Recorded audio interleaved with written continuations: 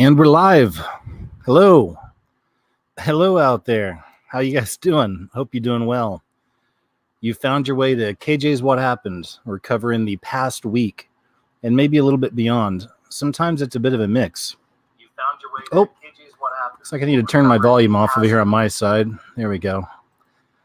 All right, man. So I hope you guys are doing well. Thanks for coming back. This week wasn't real heavy on newsy type things, but it was pretty heavy on random weird little bits. You'll see what I mean. I've got quite a bit to share with you. In fact, one more thing I'm going to share with you tonight is, as far as I'm concerned, the scariest clip that I've ever played on one of these shows, in my opinion. It's the scariest clip to me, at least, because it really freaks me out. But I've got it up tonight to show you, and just buckle up, okay? So before we do that, let's go ahead and take care of business first. I'm going to give a shout out to my sponsor here for the week, and that's going to be Noble Gold's Trump coin. This is a great Christmas gift. Christmas is right around the corner for those extremely liberal friends of yours. Most of us aren't really very political around here. You understand that, but this would be a great stocking stuffer for those extremely liberal friends of yours.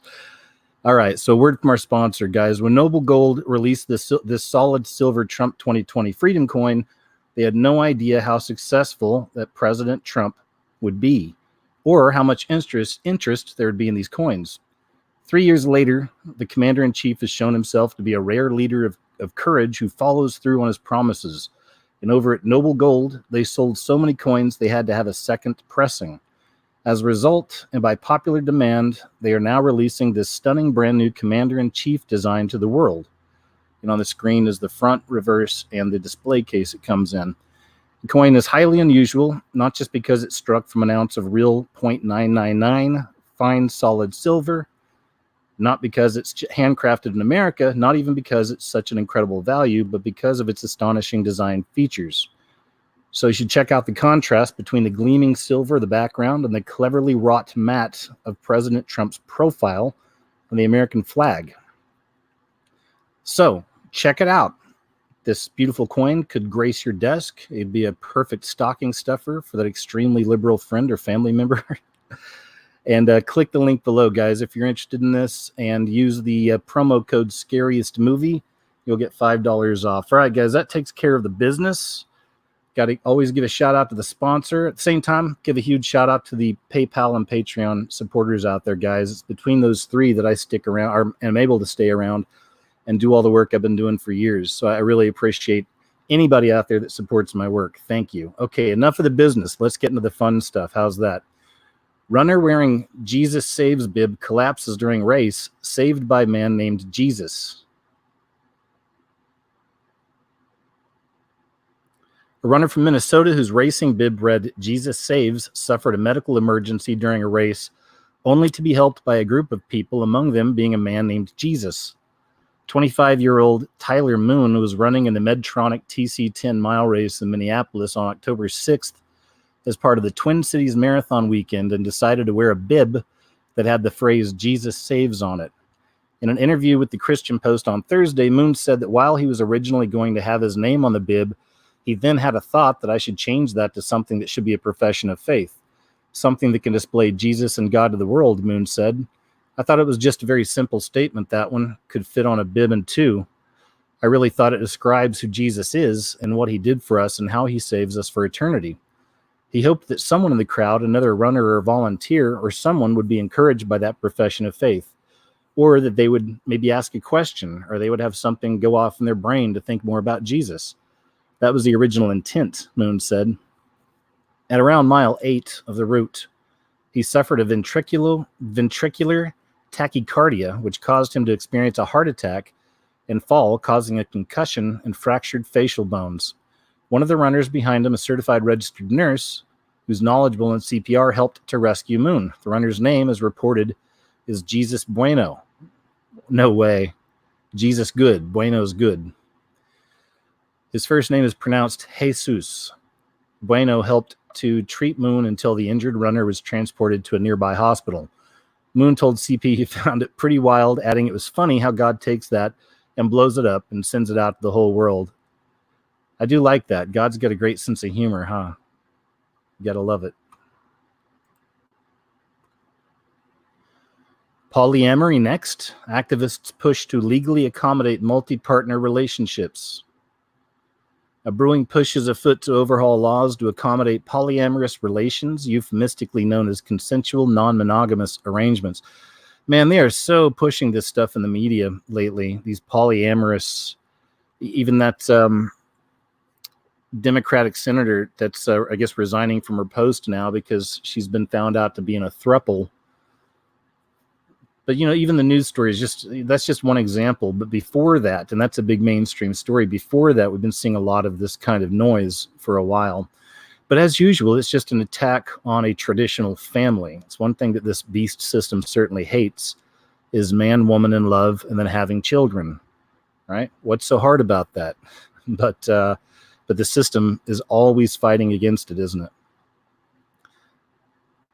In a Thursday CBS News interview, self-described LBGT whatever legal activist Diana Adams explained that she intends to support non-traditional families, including polyamorous ones, before the law has caught up.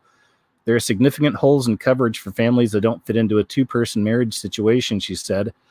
Asked to elaborate on what available legal tools she would draw on to contain a multi-partner union and family, the lawyer suggested setting up a limited liability corporation.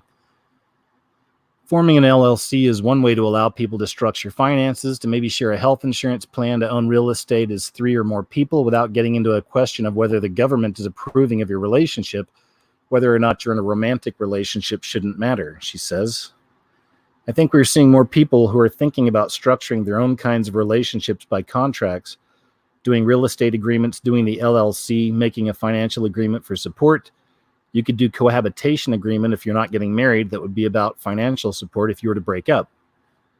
The lawyer went on to claim that polyamorous persons face various risks and discrimination and are not. I don't really care to hear that.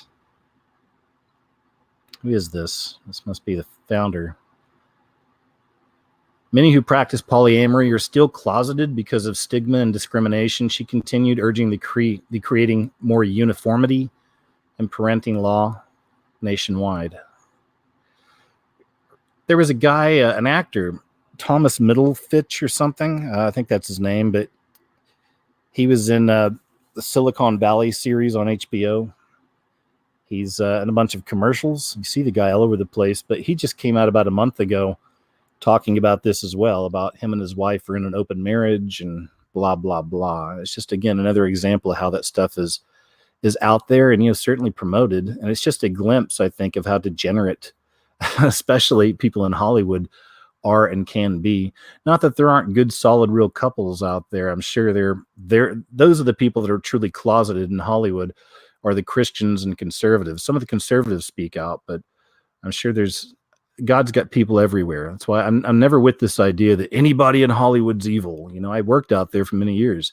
I knew a lot of people that were Christians and wanted to be in the industry and had stories to tell. And, so it's a mix. It's a mix. Anyway, I think we get enough of this. We understand what's going on, don't we? We know.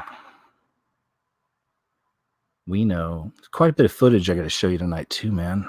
I got some crazy stuff. If this page would ever load, there we go. Elderly woman is a millionaire after Semabu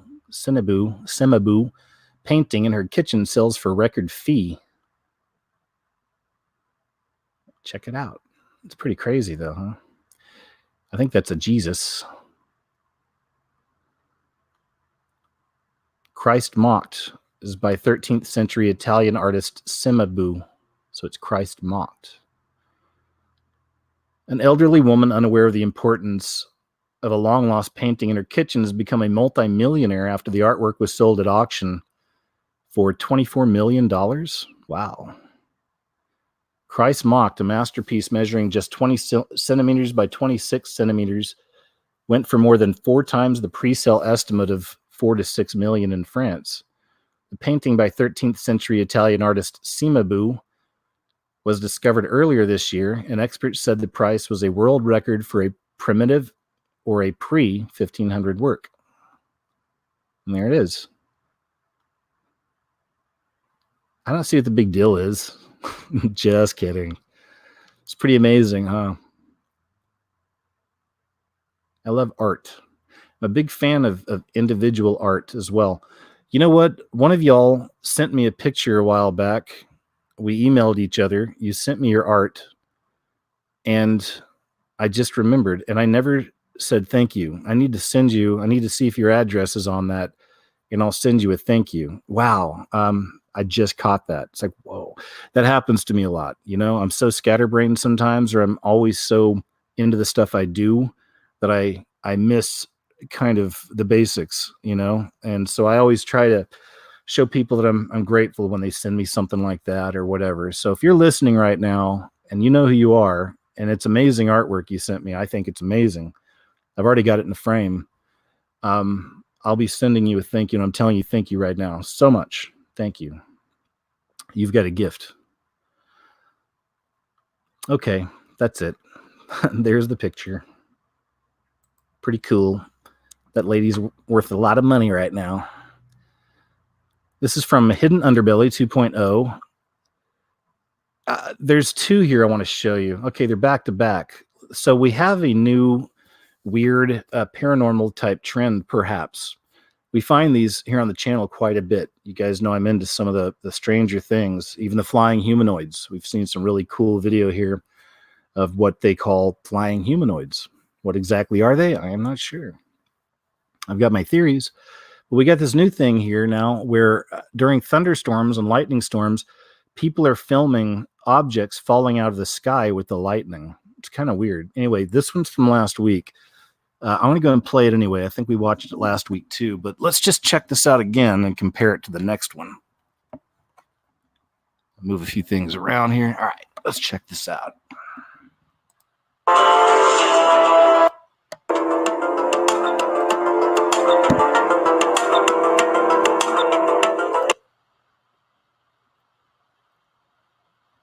Just keep, there you go. See? What was happening is the girl that filmed this described it. It was a time lapse. So this was actually filmed a lot slower, and she's doing it for some kind of a project or something. And then later when she looked at it, she discovered this, and she said that it's not water on a window or anything like that, that it's all organic, that whatever it was fell out of the sky. Okay, so that was that. And that took place October 21st, 2019 in San Antonio, Texas. Now he's got another one. This is from October 27th, 2019. No, gosh darn it. I'm sorry, man. I didn't pull that one up. I'll just jump to his channel here. But I've got another cool one to show you from him. I like Hidden Underbelly. Here, it reminds me of the same kind of stuff I was putting out there a lot when I first started my channel way back. Well, I think I may have saved that other video somewhere else, but for now, which is the other video of, oh, here it is. What am I thinking? This is it right here. Okay. Other bizarre object filmed falling from the sky during thunderstorm over Concordia, Argentina. Anyway, if you go back to my channel, if you look at the early years, you'll see I've got a lot of videos like this, just kind of like short clips, paranormal, supernatural. So, you know, I see Hidden Underbelly, and it reminds me of of myself back in the early days. Anyway, let's check this out.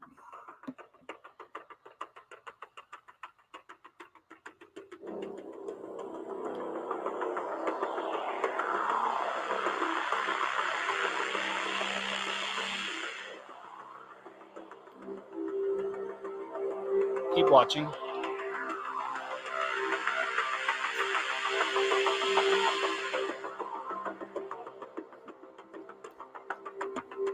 This is real slow motion. There we go. Here it is.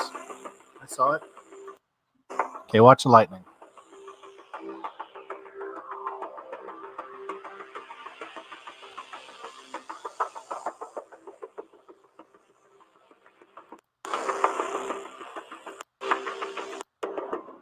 Okay, watch the lightning, and then boom, there it is. See it? Now it's interesting. It's moving the same way the other thing did in San Antonio, isn't it? Look at that. comes the lightning, and there's something dark falling right out of the sky. Something big, too. All right, I don't know. I don't know what it is, but I'm definitely keeping an eye on this trend. This is interesting. Maybe if we'll start seeing more of this. You know, it could be the next trumpets heard around the world, or mysterious booms under the ground. Yes, could be another one of those, where the strange circles in the sky, you know, those are coming back. So I may do a little compilation on that too sometime. And all right, man, we're going straight through some of the paranormal stuff here in the beginning. I hope you're okay with that, guys. I'm sure you are. if you're here and you're anything like me, you like the weird stuff. This one's really cool, very strange. I've seen it in a couple other places as well. It just happened this week. 2 UFOs. This is around Capistrano Beach in California. And we're not going to watch the whole thing because it's 5 minutes long, but we're going to watch some of it because these things do some really weird stuff. Look at this. Oh, and of course, you know, I don't know what these are for sure, but they seem to maneuver, you know, like drones or something sometimes. But then other times it seems like, you know, one of them actually lands right next to a house. So you see that happening. Maybe they're drones. You know, I don't know. But have you ever seen drones that that do stuff like this? There's like 3 of them. They're different colors, which we've seen that with the entities, the dimensional entities that change colors. They're orbs. They can change shapes. They can merge and they could multiply. I don't know if this is the same thing or not, though. This may be something more man-made, perhaps. Right?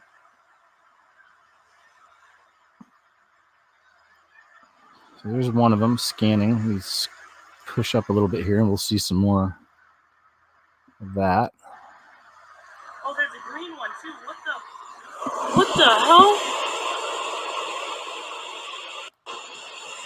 Oh, there's a green one too. What the hell? What the fuck is this?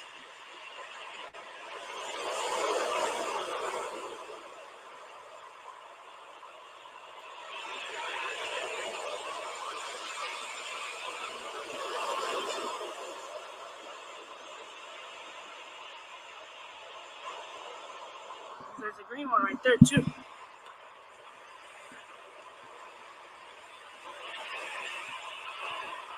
It's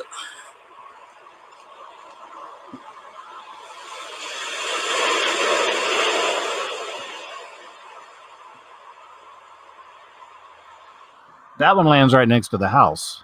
See? Looks, I think it's that one. Let's watch. I'm super close to it. I really can't judge the size. But now they look like they're focused. Yeah, see, that one's right on top of the house. There's 3 of them. This one's flashing. Anyway, I don't want to play the whole thing. Like I said, it's several minutes long. You can go check out the full thing if you want for yourself over at Hidden Underbelly 2.0.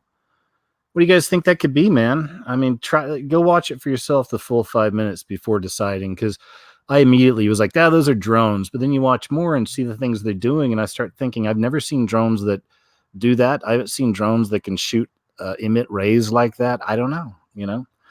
Maybe it's top secret type stuff, you know, or some kind of technology that hasn't been released to the public yet, perhaps, you know.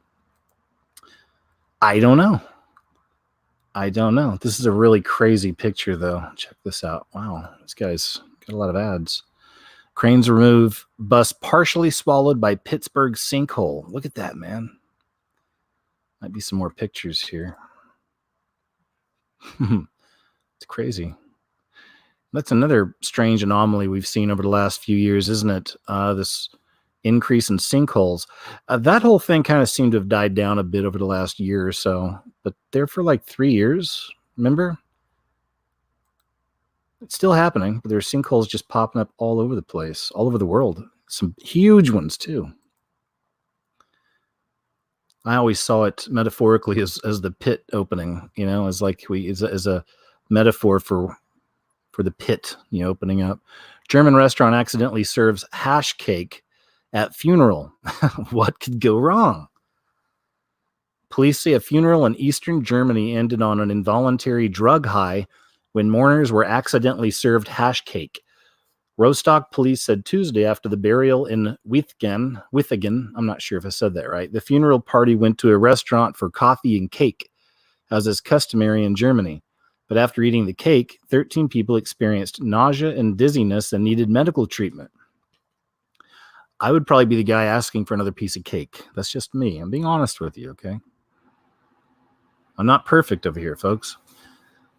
I like my hash cake, I guess. A police investigation revealed that the restaurant employee in charge of the cakes had asked her 18-year-old daughter to bake them. However, the mother accidentally took the wrong cake from the freezer to the funeral. She took a hash cake that the teenager had made for a different occasion. Police said the 18-year-old is under investigation. The incident happened in August, but wasn't published earlier out of respect for the mourners. Oof, that hurts. I guess we'll just go right on up the row here. For Halloween, Minnesota Museum holds creepiest doll contest. This is I don't think that's it. Let's try to stop that. Just in time for Halloween, a museum in Minnesota has found a way to get you to vote on what scares you the most. Turning its creepiest dolls loose, the History Center of Olmsted County in Rochester has posted photos and videos of its terrifying miniatures on social media, taking votes for the most nightmarish one. Voting is set to continue through Thursday. Here's some pictures. Yeah, those are creepy. Oh, wow, this just reminded me of something. Some of you may be new around here. Some of you who kind of know me know that I've got a history in horror and science fiction. I'm a writer. I worked in Hollywood, had an agent, used to try to sell horror and science fiction scripts and stuff. So I've kind of got a background with that kind of stuff anyway. And I'm a big nerd when it comes to movies many of you haven't heard of. You know, I'm really into the strange, underground, crazy movies. And not always horror, just different type, crazy, weird, experimental. You know, David Lynch was always someone I looked up to as a filmmaker. He's a little bit crazy in real life, but as far as his movies, I'm a big fan of his kind of style. Anyway, that being said, here's a movie for you. If you want to see something, it's the scare season, right? So you want to see something kind of scary without a drop of blood. There's not a drop of blood in this movie, not a drop. But to this day, it's still one of the scariest, creepiest, eeriest, it gets under your skin movies I've ever seen. It's called Tourist Trap. Look up Tourist Trap. It's an old movie. I think it's like 81, maybe. It's got Chuck Connors in it, who was the rifleman in a role that just you would never expect. So check out Tourist Trap if you want to look at a good spooky movie without any blood, you know, anything like nothing super over the top. It's crazy. I think it was probably a PG rated movie. But wow, it's just one of those. You'll see. It gets under your skin. Here we go. More creepy dolls. All right. Utah man 24 allegedly kills mom, live streams the scene on Facebook. It's another weird trend we've seen popping up. Ever since Facebook introduced Facebook Live, there's been a spate of these crimes that people are filming live. Specifically, you know, murder has been filmed a few times on these Facebook Lives. A Utah man was arrested after he allegedly killed his mom, live streamed several incriminating segments. Jeffrey Langford, 24, was taken into custody after investigators determined he gave them conflicting statements about the death of his mother, 45-year-old Grisella Holker. Police were responding to a report that a woman had killed herself, but were also told Langford posted a live video to Facebook showing the woman seemingly deceased as he said aloud that he wasn't going to jail. There he is. He's the one. When officers arrived at the scene, Langford allegedly left the apartment covered in what appeared to be blood. Jeffrey had a reddish-brown substance on his face and clothing consistent in appearance to blood. Langford claimed his mother had been drinking alcohol and shot herself on the head, but investigators said that according to 3 videos Langford posted online, his mother would be unable to manipulate a firearm and fire another shot to her head. Holker was found dead in the apartment where a revolver was found. Langford initially told investigators he didn't touch the gun that night, but once it was found with the hammer cocked, he said it was because he was going to kill himself. Langford again reportedly provided conflicting information when police said they found casings in his room. He apparently said he removed the gun from Holker's hand, unloaded the spent casings, and reloaded the revolver. 24-year-old allegedly told the police he posted the live video as a call for help. Investigators said when they asked Langford what happened when his videos ended, he paused for a time but later admitted that he did shoot her. Okay.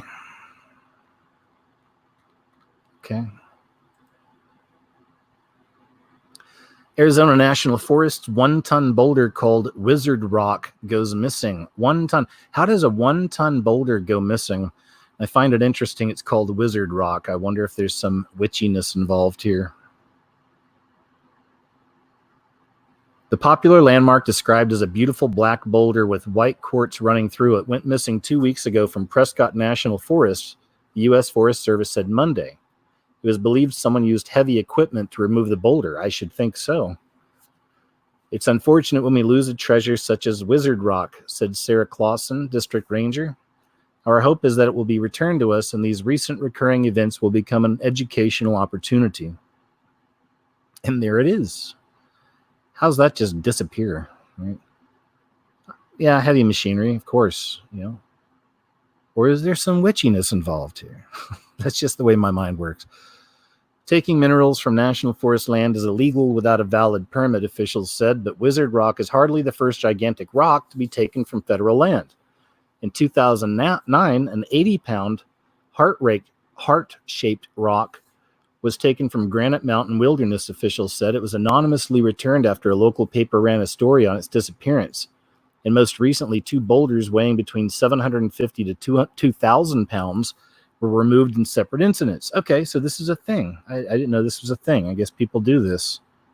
Let's go steal a boulder. Weird.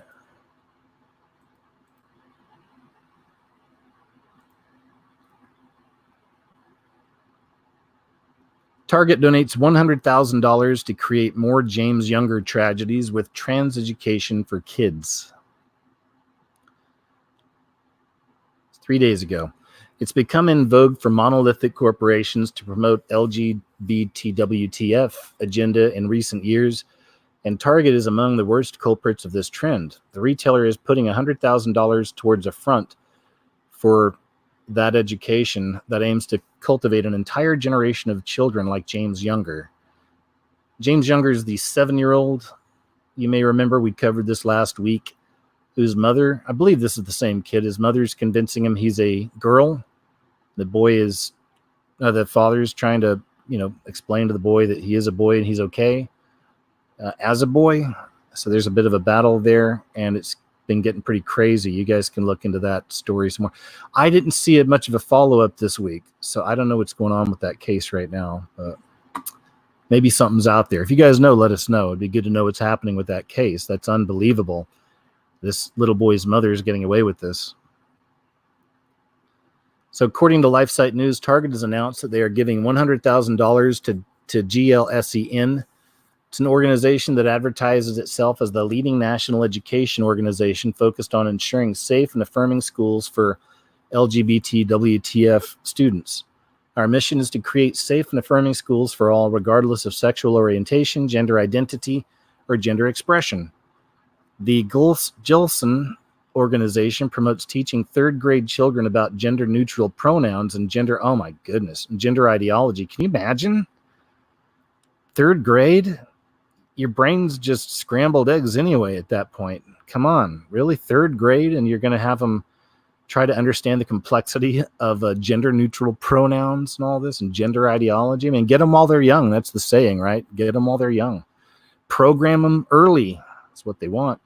Introducing them to the idea of transgenderism at a young age. Their organization is globalist in nature, working to promote LGBTWTF agenda in Canada, China, Ireland, Israel, South Africa, and Britain, in addition to the U.S., demonstrating the incestuous relationship between corporate America and that agenda. Target Chief Marketing Officer Rick Gomez even sits on GLSEN's board of directors. Target also sells LGBT-themed clothing to children. They offer t-shirts that say, "Love my dads" and "Love my moms." Well, there's another nice little Christmas gift for you guys. There you go. Pick you up a "Love my dad's" shirt and a "Love my mom's" shirt and wrap a Trump coin up in there, and there you go, guys. There's your Christmas gift to somebody. Gulson is also backed monetarily by Hollister, Walt Disney, JP Morgan, a whole bunch of companies I don't want to say. It's just too many words. Here we go. A whistleblowing former public school teacher is sounding the alarm about new middle school sexual education standards in California that sexualize children and teach them dangerous sexual behaviors before the age of adolescence. And this right here is its LGBT educational mandates have already resulted in lessons about graphic sex acts entering the classrooms across America. I should have said that first. And this is what we're talking about. So we got the first paragraph. It's shocking, Rebecca Friedrichs, the founder for 4 Kids in Country, said in an interview with the Christian Post. She spoke of relay races where 10 and 11-year-old girls are trained to put condoms on a prosthetic male erection as the boys watch on. That is just wrong on so many levels. I don't have kids. I would be punching walls if I had a child and they came home and told me they had to do this stuff. And the school never told me anything about it if I didn't know. And even if the school did say, I wouldn't let my kids go to something like that. I'd just say, hey, you're sick for the day. Stay home. Let's hang out. Kids as young as 11 years old are trained on how to engage in oral and anal sex and taught to experiment with bisexuality by public school teachers. Again, wrong on so many levels. This stuff is just, when they go after the little ones, man, that's the stuff that really is just the worst. The California Board of Education officially changed their sex ed standards by a vote earlier in the month. The board had even recommended the book titled Sex, the All You Need to Know Sexuality Guide to Get You Through Your Teens and 20s. Oh my goodness. I can only imagine what's in that book, right? To be read by children before removing it after public outrage. Good to hear. We need more public outrage about stuff like this. Not violence, just your voice and numbers. And we can change a lot of things. Parents are banned from removing their children from lessons, inducting them into the LGBT lifestyle with propaganda about gay marriage and gender fluidity. All right. We got it. Poor kid. Pray for that kid.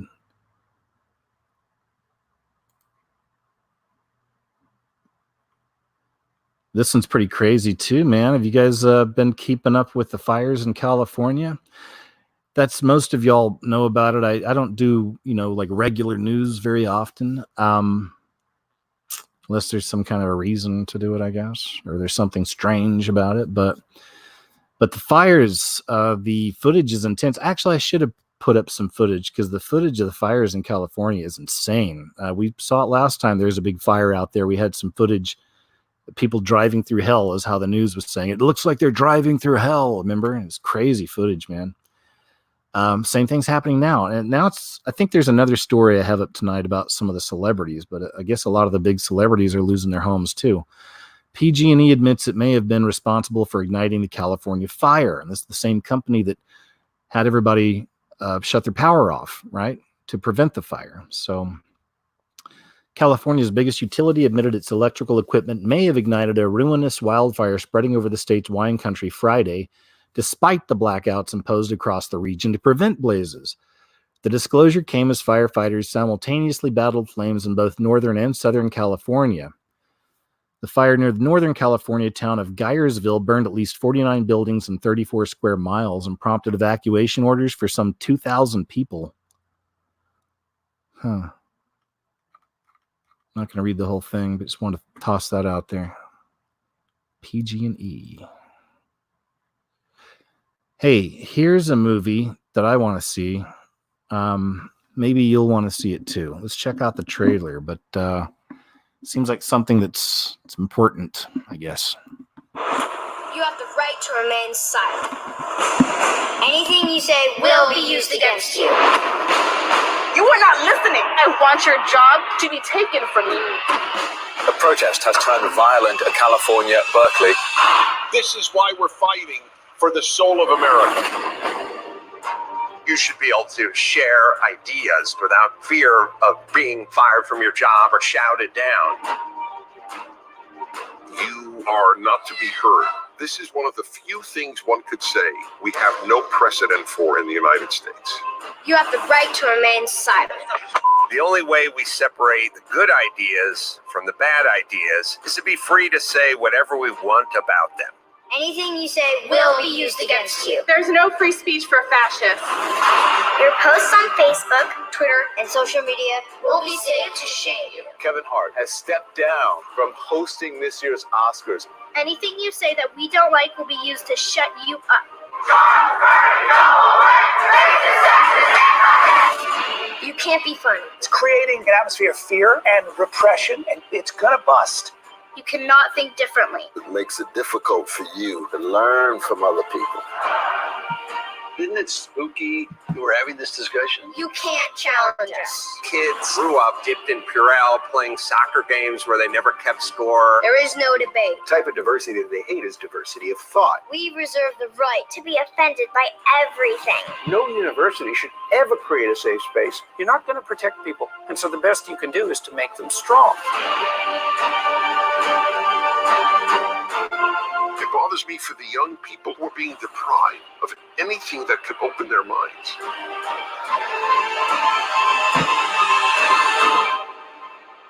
You have the right to remain silent. No safe spaces. That looks like a good one. I'm a big fan of a documentary. And that's obviously super important with what's going on right now in the world. I'm always trying to predict the future in my mind. I'm not very accurate. So it's why I don't do videos on my future predictions. But I wonder sometimes, because this is such a huge battle taking place right now. And it's so crazy how there's a lot of people that have no clue how crazy it is on social media for some of us. Like I was thinking about hitting up YouTube on Twitter. You can go to Team YouTube on Twitter and they respond to you fairly quick, it seems. So I was thinking about going to them, and I know why they're doing it, but still just asking innocently and saying, hey, my channel has been stuck at 469,000 subscribers for all of 2019. I think I was at maybe, 466 perhaps at the beginning. I don't know, but honestly, it hadn't changed much. The whole year it's been within 1,000 at all times. It's like always right there at 467 or whatever. And before they canceled Social Blade, which is a website that would show your statistics on YouTube, before that you could see it, and they bleed your subscribers. Every time I upload a video, I'm losing hundreds of subscribers. It's crazy. And I know I'm not the only one. This is a weird algorithm thing they've set on a lot of our channels. And so I was just going to ask Team YouTube, hey, why has my channel been stuck at 467 or 9? I think it's 469, 469,000 for, all of 2019. Can you fix this? Then again, I probably shouldn't, because I don't want to call any extra attention to the channel as it is, but they are suppressing a lot of us. But the suppression they're doing to me and a lot of other channels like mine, I know they're doing it to Truth Stream Media is one that comes to the top of my head. And I mean, pretty much anybody out there in the so-called kind of truth movement, right? Anybody talking, against the mainstream, you're going to see most of them are affected. And it's not just fringy type information channels. It's a lot of the other mainstream channels as well. There was a whole conspiracy going around there for a while that they were doing it to the makeup channels because YouTube wanted to insert their own new personalities to do that kind of stuff. So they have their own conspiracies and more the mainstream YouTube channels as well, that are being suppressed and messed with. It's just the whole thing's gross and it's a mess. And it's so easy for something like that to go out of control, isn't it? So, yeah. But I always wonder, where is this going to lead? Because we're starting to see humanity really step up, which is a great thing. I really, just in the years I've been doing this, I've seen an awakening. Obviously, I've been one of the guys in the front line of this, and I've seen a huge awakening of people to what's happening and, what the system is. And, even the importance of God, of Jesus, the truth, that's the truth, in my opinion. And I've always said, that's what's at the end of the rabbit hole. It's great to go through all these strange things and wonders and mysteries and conspiracies, but at the end of the rabbit hole is Christ. At the end of the rabbit hole is God, our Lord God, our Heavenly Father. Because that's what all this stuff is, man. That's what all of it is. It's all real. That stuff they told you in Bible school, the basics, the traditional. There's a God, there's a devil, there's us. And we have decisions to make and lives to lead and a free will to contend with. And anyway, no safe spaces. I'll be watching that. This is another, maybe a conspiracy. It's been a record-breaking year for CEO departures. Here are the 28 most dramatic exits. So we're just going to kind of just look at some of this here. Let's see. During the first 3 quarters of 2019, 1,160 CEOs left their positions, according to the staffing firm Challenger, Gray & Christmas. This figure exceeds the number of CEOs who departed during the same 9-month span at the height of the 2008 recession, which saw 1,132. The tech sector has seen the second highest number of CEO departures, with 154 executives in that industry leaving their positions. So, is this the canary in the coal mine? Is that what they say? More than 1,000 CEOs stepped down during the first 3 quarters of 2019, according to the report. Departures in the first 9 months of this year exceeded, we already got all that. On Tuesday, the heads of Under Armour and Nike announced within hours of each other that they were stepping down. Of the CEOs who left their positions, 438 remained at their respective companies in different roles, 292 retired, and 103 moved to other companies. It says here are the 28 most noteworthy CEO departures. All right. Wells Fargo, David's Bridal, Overstock.com, Under Armour, Care.com. I don't want to go through the whole list, do you? But we get it. But it is interesting. This makes you wonder, do they see something coming? Do they know something we don't? Perhaps. As they stated right here, the figure exceeds the number of CEOs who departed during the same 9-month span at the height of the 2008 recession, which saw 1,132. So are we on the brink of something, or, I don't know. I'm not saying we are. I just thought that was an interesting bit. Why are all these people leaving now? MMA Fighters Rally after shocking video emerges of students savagely beating an autistic boy. Yeah, this is a rough one. I think I got the vid. Yeah, here we go. This is a rough one, but a beautiful story. So let's check this first. Okay. Hold on. All right.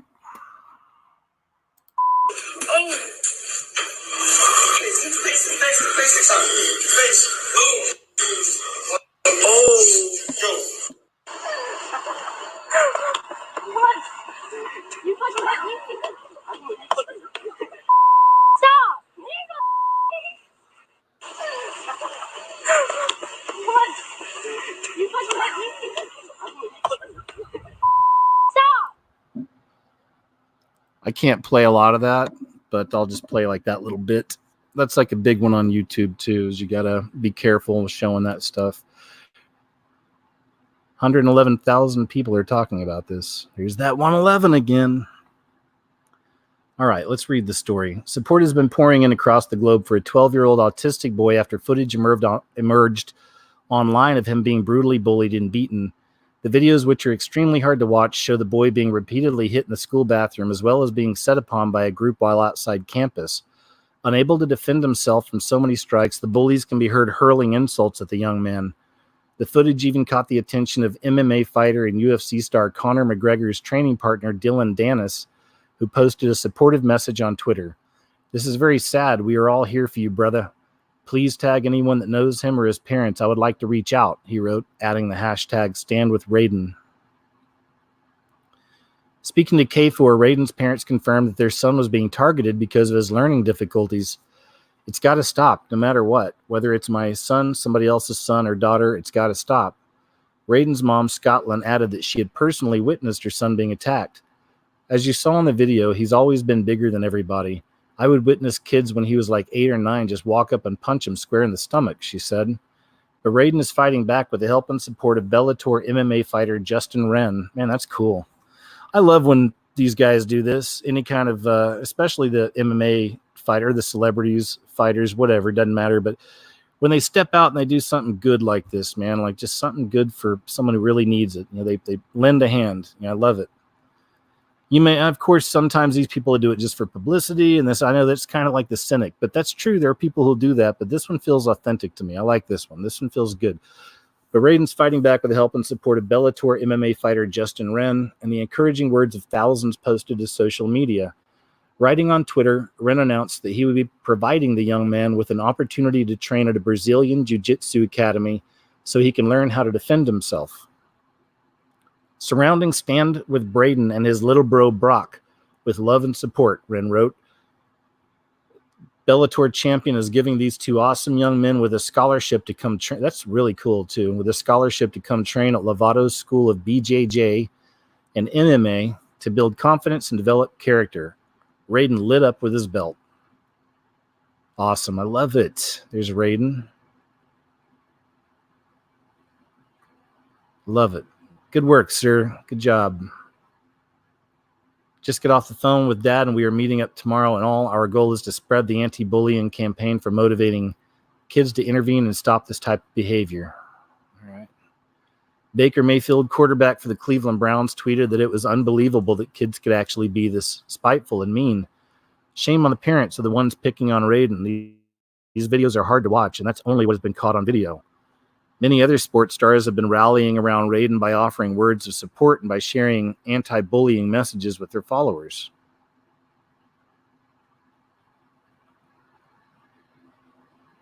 All right. Good job, right? Good job. Okay. It's sad, man. It's when they're doing it to the children like that. It's little monsters. Little monsters. And I can't say I was the same way. I wasn't. I was a sweet kid. I was sensitive back then, too. I was a good kid. The dumbest generation has gotten even dumber 10 years later. A decade after The Dumbest Generation was published, there's still much reason for hand-wringing about the future of our children and nation. We must take responsibility if we want to turn the tide. This is from The Federalist. And it's, I'm not going to read the whole thing, but read some. Unsurprisingly, average SAT scores dipped for 2019's high school graduates, according to results in September. Many observers were quick to note, however, that nationwide more students are taking the college admission exam because of publicly funded testing during the school day, which may explain the decline. Not so fast, unfortunately. A growing body of research shows that IQs and intellectual abilities have steadily been decreasing among people born after 1975. 10 years after the publishing of The Dumbest Generation. Wow, 1975, that's the cutoff. Interesting, very interesting. 10 years after the publishing of The Dumbest Generation, How the Digital Age Stupefies Young Americans and Jeopardizes Our Future, a bestseller by then Emory professor Mark Barlane, evidence suggests we are only getting stupider. Barlane discussed with me where America stands on the 1-decade anniversary of his book. Barlane's book begins with a review of American students' embarrassing knowledge deficits, skewering academia's overemphasis on what it calls critical thinking, its misguided promotion of screen time in school, and its short-sighted undermining of the role of older, experienced mentors. Citing a number of objective studies, the National Assessment of Educational Progress. Oh boy, there's a lot of words there. I don't want to read all that.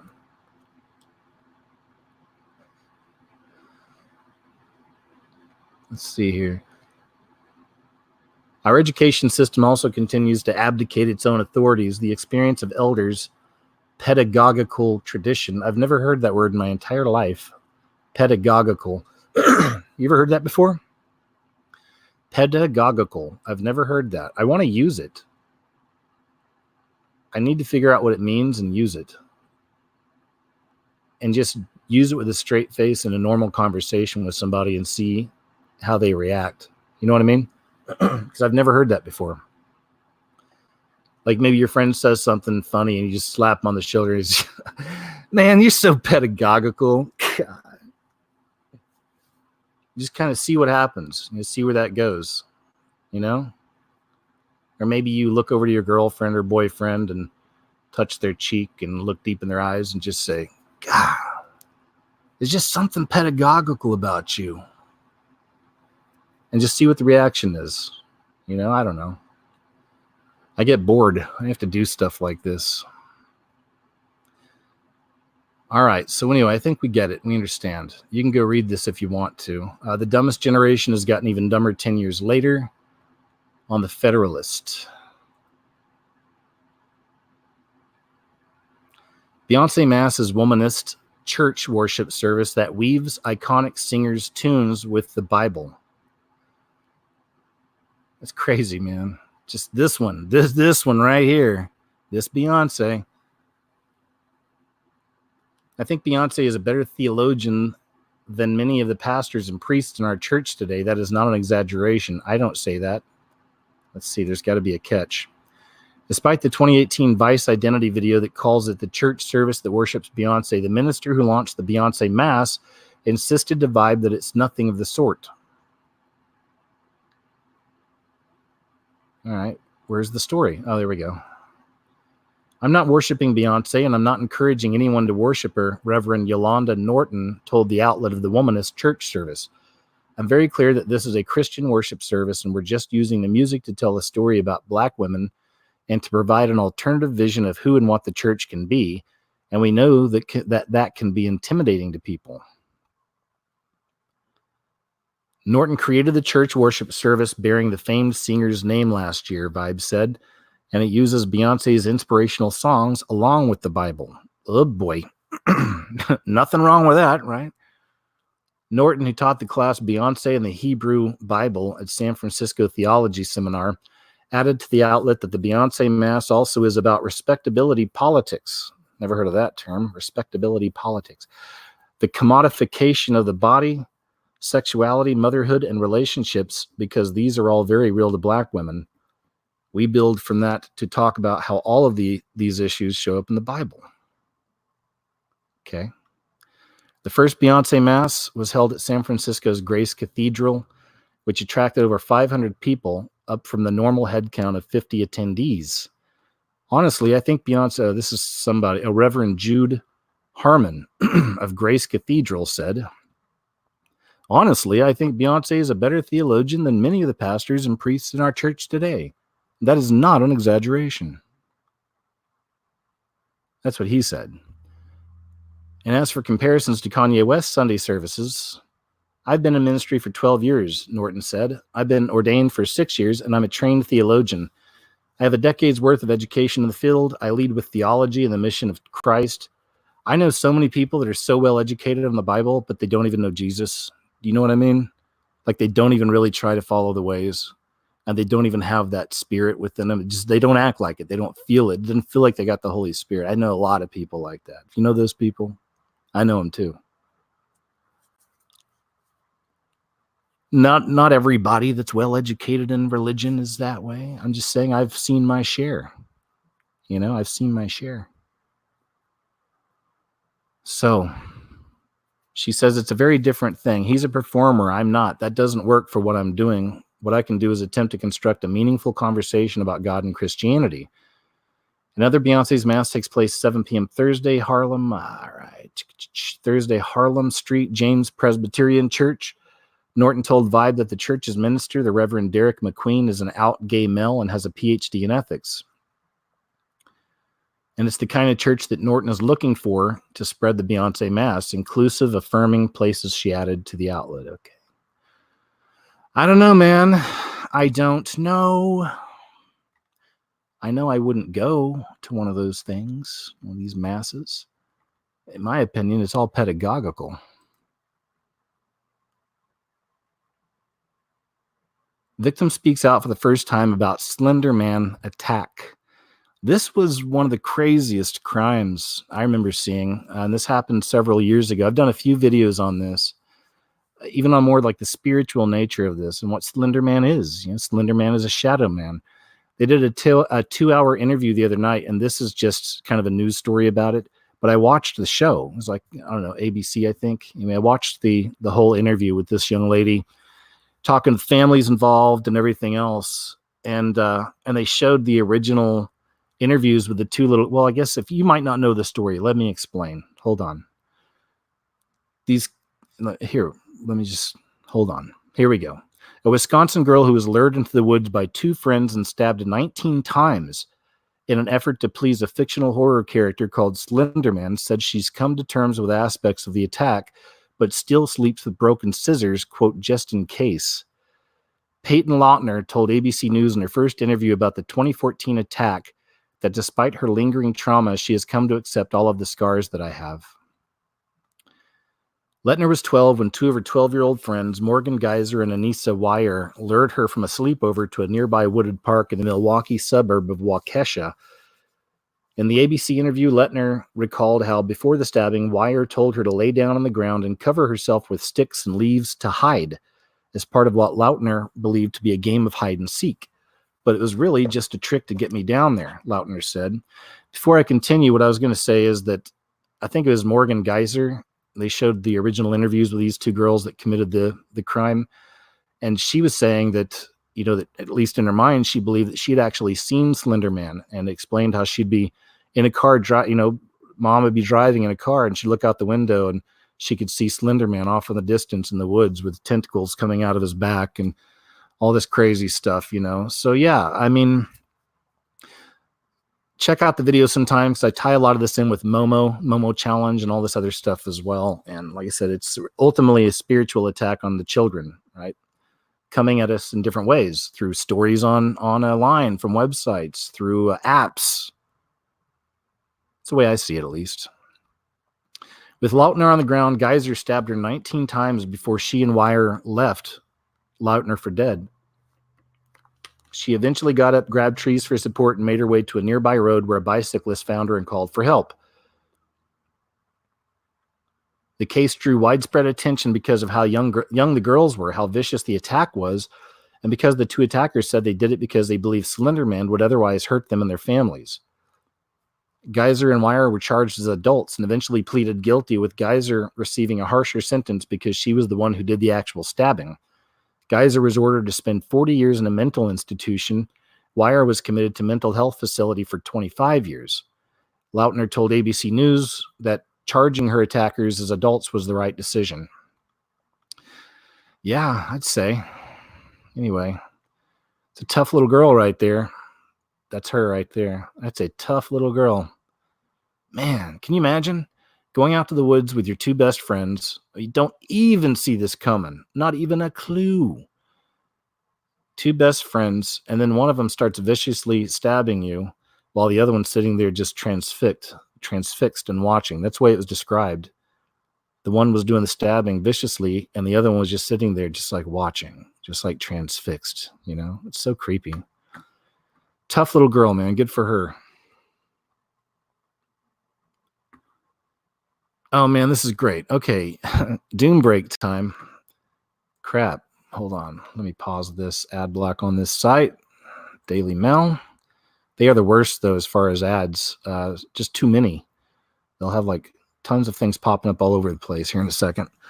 Anyway, oh, man, adorable 2-year-old boy launches indignant. See what I told you? Thanks, Mail or Daily Mail. Adorable 2-year-old boy launches indignant rant when his mother leaves for work without kissing him goodbye. All right, we got to watch this. Here, hold on. This is great. Here's the Doom break for the night. If we can get it to play. I'm not going to use Daily Mail again if it's like this. Come on, man, really? Let's do that. Let's go. See, I told you, like 25 things popping off over here. All right. Now, let's see if it's going to play. Come on, Daily Mail. Yeah, this is the worst site I've seen. I've got an ad block. Like I said, I just had to turn it off, but this is the worst site I've seen. In the past, I had some equipment issues from time to time on these shows, but it's been really smooth, you know? But now we got freaking... Daily Mail, I knew it. Look, I do ads, so I'm not a big guy against ads. I have ads on YouTube when I can have them. I'm okay with all that stuff. But this is ridiculous, guys. Come on. It's like an ad under another ad on top of 5 more ads. Like, come on, guys, give me a break.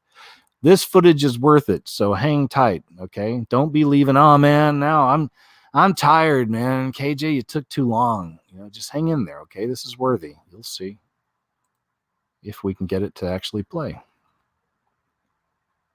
Okay, here we go. And Mama and me and Wolf.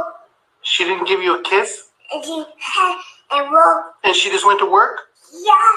What kind of mama does that? Every day. You don't know? Me neither. Hi, and Nana Mama. Hi, baby Nana, Dada, me, and Wolf, and me, and Jay. You wanted to give her a kiss? I did. And she just went to work? Yeah. And Mama, and me, and Wolf. She didn't give you a kiss? And Wolf. And she just went to work? Yeah. What kind of mama does that? Every day. You don't know? Me neither. Hi, and Nana Mama. Hi, baby Nana, Dada, me, and Wolf, and me, and Jay. You wanted to give her a kiss? I did. And she just went to... One more time. And Mama, and me, and Wolf. She didn't give you a kiss? And Wolf. And she just went to work? Yeah. What kind of mama does that? Every day. You don't know? Me neither. Hi, and Nana Mama. Hi, baby Nana, Dada, me, and Wolf, and me, and Jay. You wanted to give her a kiss? I did. I love it. I love it. What a little doll, huh? Okay, Daily Mail. I had it with you. So I always make sure to remember to never use CNN or MSNBC for anything, for any sources or anything. But this is one case where it just made sense. It's David de Rothschild. It's one of the Rothschilds, which is definitely a big Illuminati bloodline, if you know anything about all that. And you don't hear much about this guy. And anyway, I just thought it was interesting the way that CNN labeled this. David de Rothschild, has Spaceship Earth found its navigator? So, I mean, I looked through this a bit. It was all just kind of boring fluff type stuff. Just this guy talking about his adventures or whatever. But it did feel like a big puff piece. They're really building this guy up like something special and magical. And it just makes me wonder, is this going to be one of the people they may put out there for us someday as like a new savior for the world? I don't know. Just a random thought. There's some pictures of the dude. Rothschild. I wouldn't trust him. I'd trust him as far as I could throw him. Judging by the size of him, probably, I don't know, like 6 feet. I'd give it a shot, at least. It might be weird because we don't know each other, but, I'd try. Clapping banned at Oxford University to stop people being triggered. I think this went kind of mainstream. You may have heard about this. They are instead being told to use jazz hands. This is so weak. This is so weak. I see stuff like this, and I literally picture the devil laughing, holding a hand over his mouth, and pointing at humanity. That's how I see these stories almost every time. You fools. So they're instead being told to use jazz hands, where they wave their hands in the air. The motion to mandate the encouragement of silent clapping was successfully passed by the university's student union officers following their first meeting of the year on Tuesday. It'll come to apply at student union events, and if successful, rolled out to other societies and events. How lame. Oxford students had argued that alternatives to clapping already existed in some organizations and institutions, that they should follow suit. It comes after the University of Manchester passed a similar motion in September last year. Jazz hands is the British Sign Language expression for applause and is considered a more inclusive gesture. Sabbatical officers said the policy was proposed in order to encourage the use of British Sign Language clapping during our democratic events, to make those events more accessible and inclusive for all, including people who suffer from anxiety. Oh, man, good grief.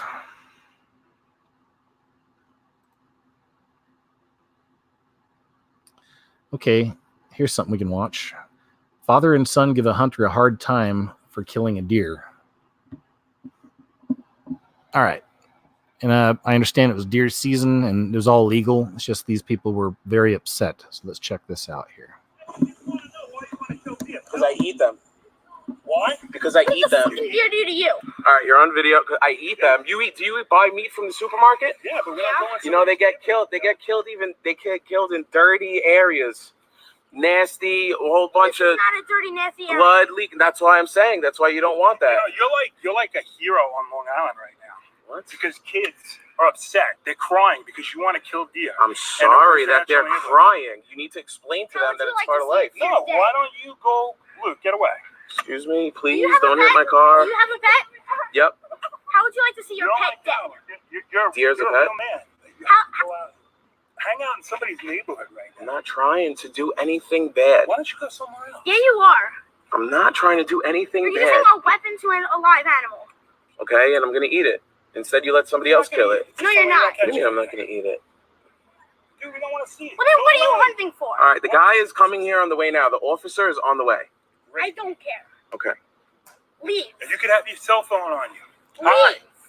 Okay. Yo, you're Now. You're really. You're an asshole. Fuck you. You're a hero. You're a hero. Fuck you. Fuck you. Fuck you. Asshole.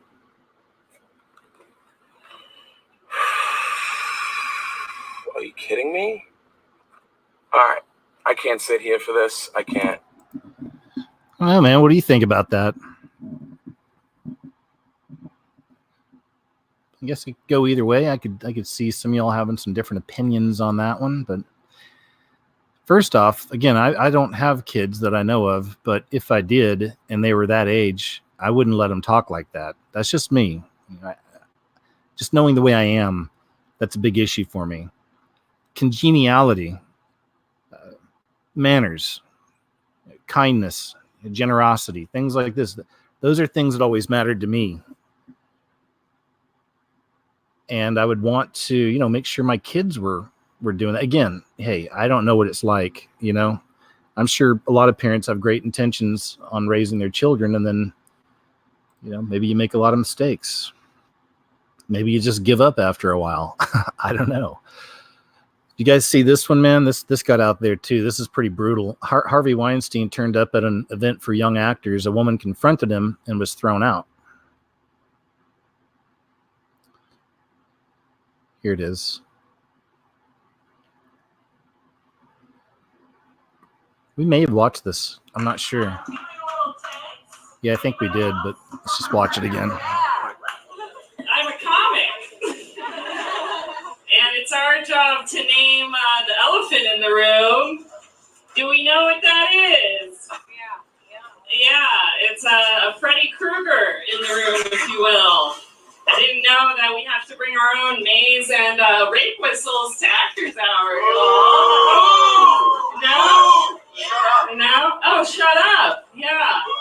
This kills at group therapy for rape survivors. They love it. Yeah. Yeah, I have been raped, surprisingly, by no one in this room, but I've never got to confront those guys, so just a general fuck you to whoever I,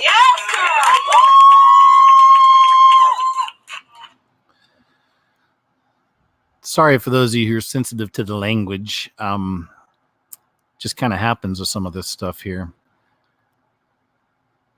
Yeah, I think we may have watched this last week. Anyway, this is worth a second watch. I could be wrong. Sometimes these are right on the border, So here's one. What is this? What do you think this is?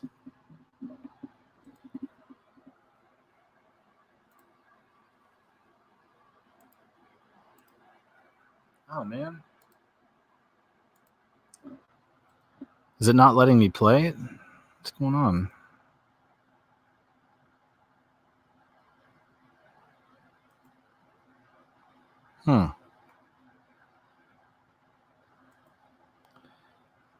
Something's wrong with this. Anyway, I guess you can't play it now. It's too bad. It's a crazy looking creature, whatever it is.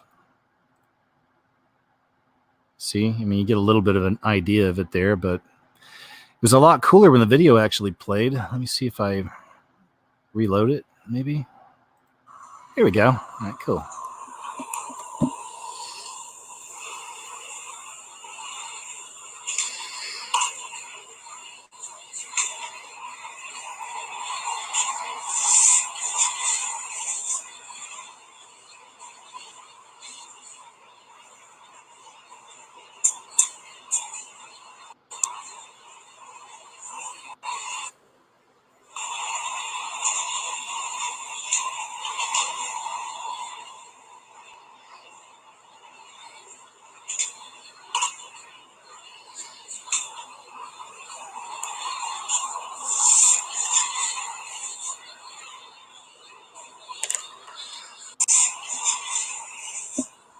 What is it?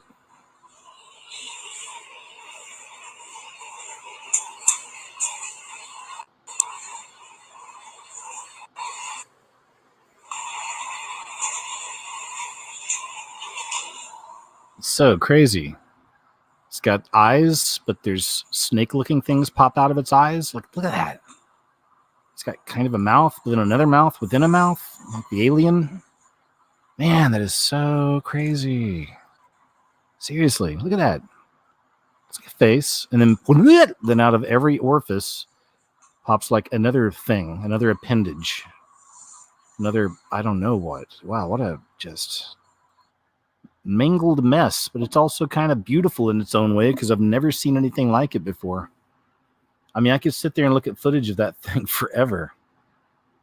Maybe not forever, but you know, a solid 15. Attorneys release video of 87-year-old woman hit with stun gun by police.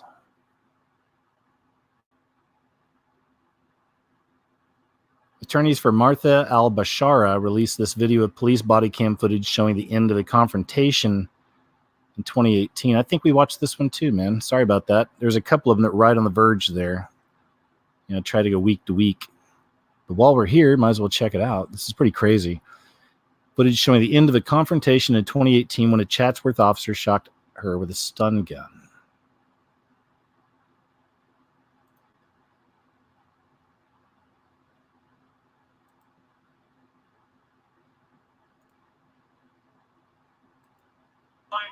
Chatsworth, retain 4, I'm at window. Yeah. Let's see, watch. Chatsworth, retain 4, I'm at window.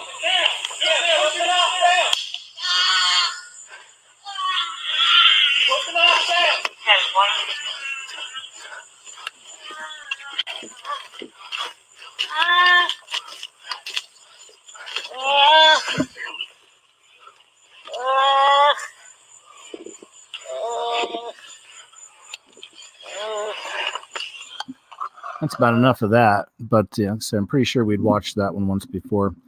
Please forgive me. That happens. You know, so much information all just kind of gets mixed in together. Oh, okay, there we go. There's some footage over here on the right side.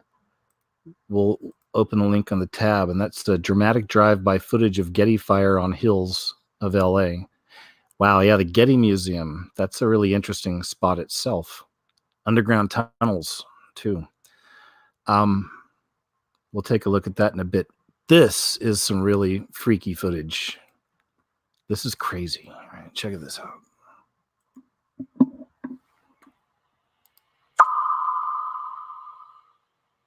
Todas. Además, Dejó una cámara grabando los hechos.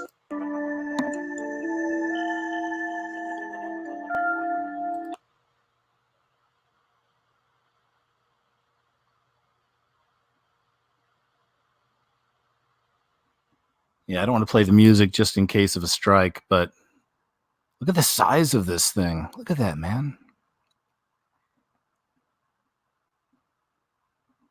That is so freaky. It's like something out of a movie, man. Look at that. Whew. Scary. I wouldn't want to tangle with it. Tell you that right now. That's crazy.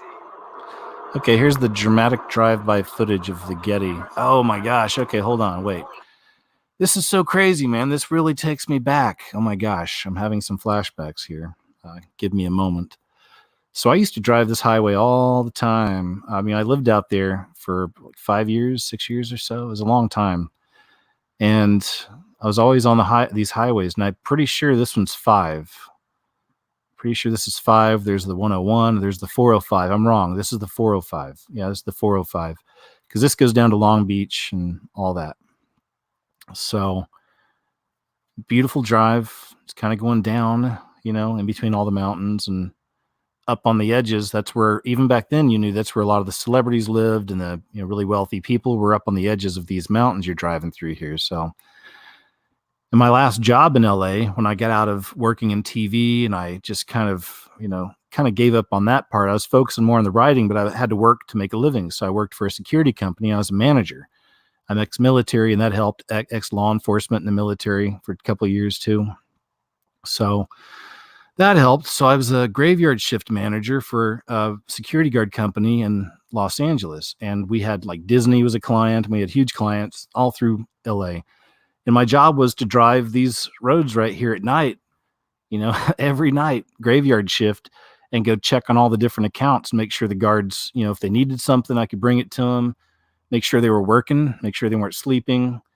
I could tell you stories, man. We'll have a story time sometime. I could tell you so many stories because it was a crazy job, man. It was fun. It was interesting. I enjoyed it, and with me and the guards, it was really like hide and seek, like a lot of times I had to sneak up on them, and I was always catching guards doing things wrong. So it's a whole other story altogether. Anyway, let's just look at some of this footage. So crazy. I remember driving down this. Well, more language. What the fuck, Jason? Look at that. Oh, wow. Holy shit. That's crazy. Wow. Dude. This is insane. Yeah, that's the road up to the Getty Museum on the right side there. Over there. That's the road up to the Getty. So it's right in. Yeah, I think it's like towards on the other side of the Getty. Wow, look at that. There's fire on the ridge right there.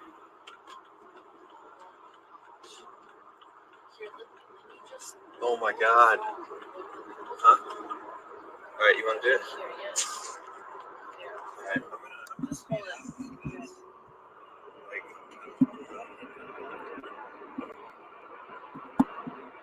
wow, this is next to the Getty. Oh my god. Oh, dude. Can we, leave? Yeah. Holy shit.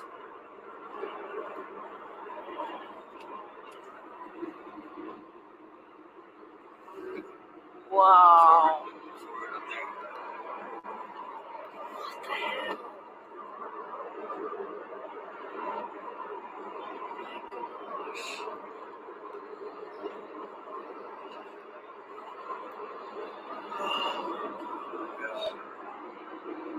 Oh my god. Wow. That's like a freaking movie, dude. What the hell? Are you fucking kidding me? Sorry. Let's not get us in a freaking accident, please. Holy shit, this is insane. Yeah, there's people pulling over to film it. I kind of want to be one of them, to be honest. Jason, it's really bad.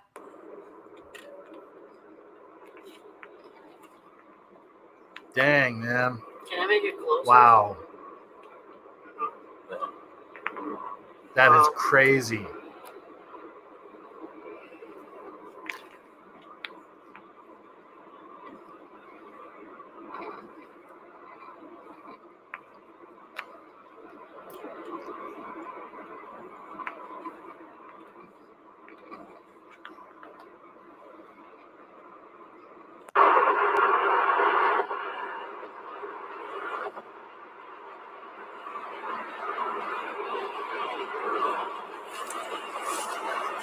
Can I see it really quick?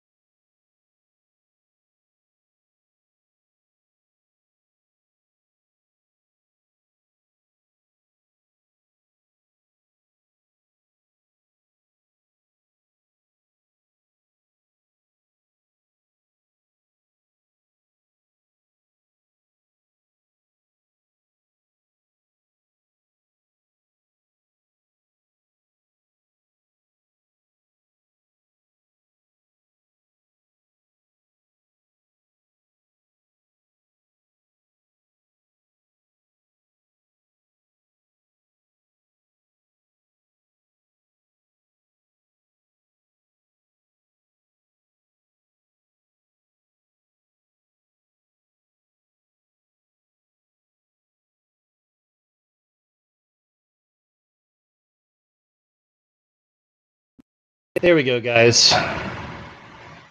Hopefully you can hear me. Let me know if you can hear me okay. I just want to double check my microphone unplugged there for a second. So you can hear me? Just say yes, please. Check in the chat. That happens every now and then. I move the microphone around sometimes during the shows to let you hear the audio on things, and every now and then it might get unplugged.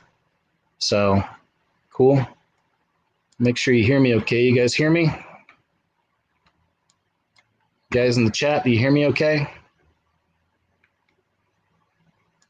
Let me see. Oh, okay. You're saying no. All right.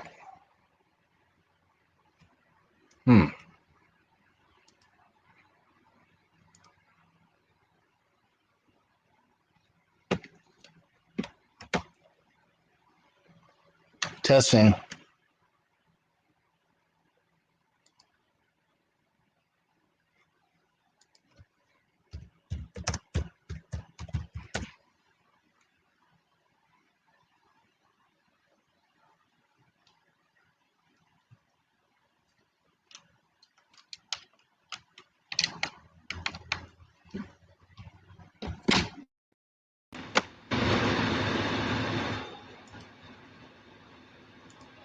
All right, guys. That should be better. You hear me now? Do you hear me now? Okay, good. Thank you. Sorry about that. My microphone got unplugged, and then once it unplugs, you've got to reset everything over here, and there you go. So looks like we're cool. Double checking here, sounding good. Cool, guys. Thank you.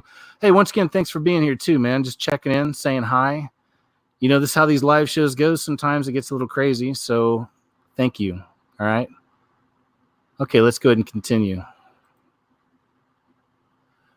So I thought this was pretty interesting here. Obama to produce Netflix series about Trump's impeachment. Former President Barack Obama has inked a $90 million deal to produce a Netflix series about Donald J. Trump's impeachment. Netflix confirmed on Friday. Production on the series could begin as early as October in Washington and Kiev, Obama told reporters. We've already hit the ground running on the script, he said. Rudy Giuliani has given us a lot to work from. Obama said that casting for the roles of Trump and Mike Pence had already begun. Pence has a much bigger role in this than you might think, he added. Ugh. It's from the New Yorker. So New Yorkers, they're not known to be a parody or satire type magazine. Anyway, just that was a little crazy.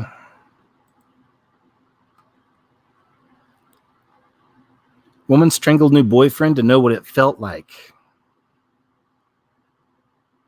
A woman sentenced to 60 years behind bars for strangling her new boyfriend in a Walmart parking lot in Montana said she wanted to know what it felt like after he had asked her to kill him because of his crippling depression, according to a report.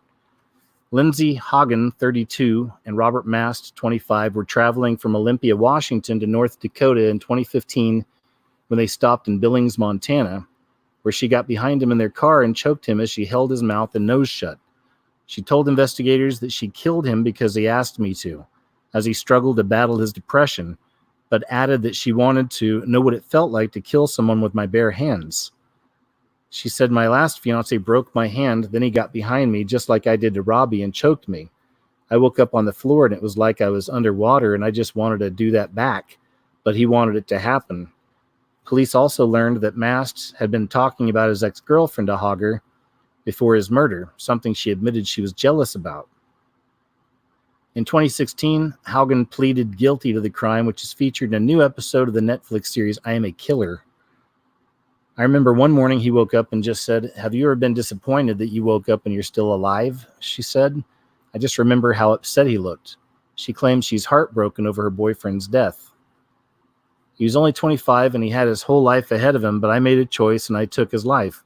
Nothing I can do can undo that, she said. She later left her baby boy with her mother and joined the National Guard, where she met an abusive man who would regularly... Okay, I don't want to get into the whole story of her. Anyway, sounds cuckoo. Man marries corpse of fiancé to fulfill her dying wish. It says a man has married his fiancé's corpse at her funeral to keep a promise he made to her while she was dying. Zhu Xinan, 35, married his partner after she died following a 5.5-year battle with breast cancer. 34-year-old Yang Lu slipped into a coma on 6 October and sadly passed away on 14th October. Xinan married her at the funeral parlor in front of their loved ones while a montage of their 12-year relationship played on a screen. Opening up about his girlfriend's final days, he said, "She no longer recognized me, and in the end, we didn't get a chance to say farewell." The couple met while at university in 2007 and planned on getting hitched back in 2013, but put their plans on hold after Yang began to experience pains in her breast and was diagnosed with cancer. When she was just 28, Lu was given the tragic news that she had just 5 years to live. Lu, who was called a star patient by the doctors who treated her, was given chemotherapy and radiotherapy and shared her experiences on Chinese social media Weibo, where she offered support to others going through a similar situation. Off the back of her social media presence, a national broadcast reached out to her for an interview, but she declined as she didn't wish to appear on TV while she was ill. At one point, the couple thought Lu had managed to beat the disease and they started to plan their wedding again, but they were given the horrific news that the cancer had spread to other parts of her body. It was terminal. So local media reports that heartbroken Xinan stayed by his deceased girlfriend's side 24 hours a day for a whole week after she passed. Yikes. I guess this is kind of a doom break too. Farmer turns massive pumpkin into a boat. Random.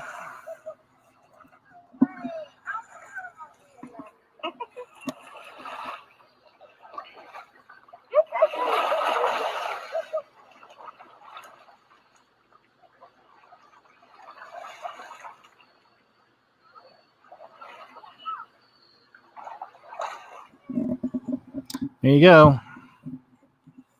It's not a very good doom break. We had a good doom break with the baby that was mad, and that was a good doom break. I know I've covered this story in the past as well, but I think it's worth a second view. One of my subscribers sent this to me. Have you seen this? It looks like a flesh over your phone. Look at this. Looks like flesh. They say it feels like flesh, and you operate it by pinching it and tickling it and stuff like that. That's super creepy. Super creepy. Would you ever own something like that? Ultra realistic version? Ugh. Look at that. Like just pressing flesh. So weird.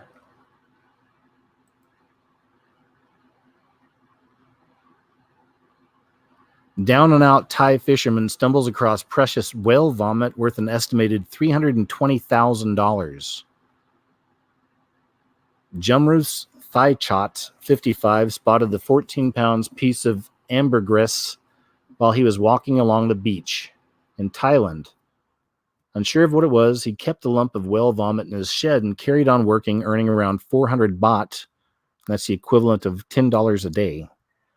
Ambergris is often called treasure of the sea or floating gold, as it's a sought-after ingredient in the perfume industry.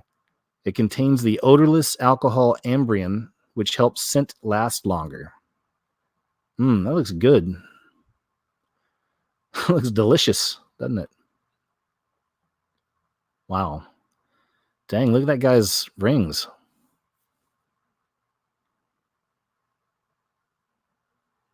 Dang.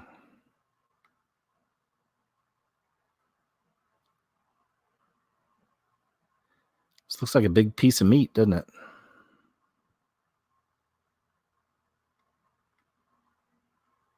Gross. After finding the mass, he asked his neighbor to help him check whether substance was ambergris. The pair cut slices off, but Jumrus was told the tests were unsuccessful. Officials from the local government then visited the fisherman at his home on Tuesday, where they were able to confirm the waxy lump was genuine whale vomit. His prize catch could be worth as much as $320,000 based on previous sales of ambergris. Wow, $320,000 for this? I mean, if you had the means, if you had the boat or something, that'd be something worth hunting. Can you hunt whale vomit? I don't know how you'd hunt whale vomit, but if you had the money and the time, I mean, I guess why not? It's a lot of money. $320,000 for that clump of crud. He said 3 of my neighbors came after my nephew told the villagers that I found whale vomit. They asked for slices and said that they will run some checks to prove that it was really whale vomit, but they said the tests didn't show anything. I needed to know the truth, so that's why I contacted the authorities to check. Now I know it's real whale vomit, and I will sell it. That's so crazy. It's thought that the matter then, let me see here, they're explaining what the process is. The solid waxy substance is said to be formed in the intestine of a sperm whale when their bile ducts make secretions to ease the passage of large or sharp objects. It's thought the matter then passes along with fecal matter, forming an obstruction in the rectum. It's also believed the whale sometimes regurgitates the mass, thus earning it the name whale vomit. It's said to have an unpleasant, strong fecal smell initially, but the scent becomes more pleasant once it dries out. Ambergris is particularly sought after in the cosmetics industry because a substance known as amberin, an odorless alcohol, can be extracted from it to make a perfume scent last longer. Okay, that's why. All right, I see. That's where the money is. I was like, how is this so expensive? What?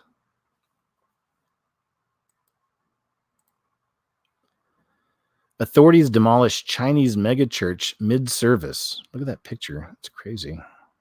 Dang, that is a megachurch. Wow. Is there any video footage of that? I guess not. According to religious freedom charity China Aid, the government didn't have legal papers ordering the church to be torn down. The church in Funan could seat 3,000 people and was part of the country's officially recognized church network, marking a distinct move from the government's previously more relaxed attitude towards churches it knew about.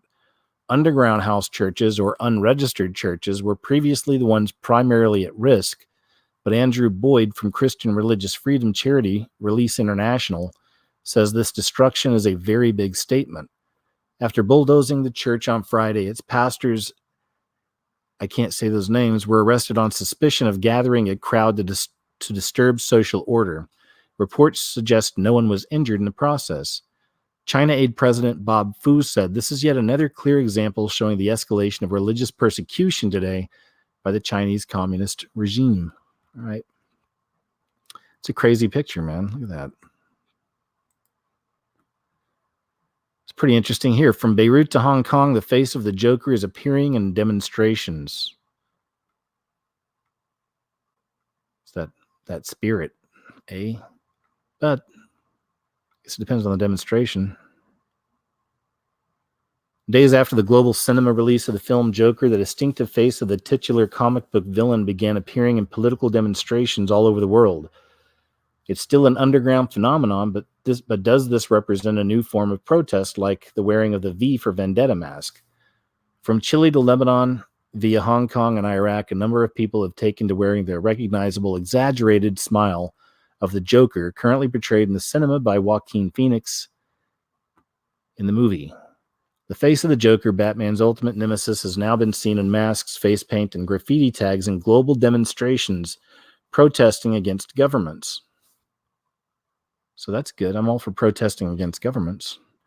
Todd Phillips' film about the Joker has a real evocative power, explained William Blanc, historian and author of the book Superheroes of Political History.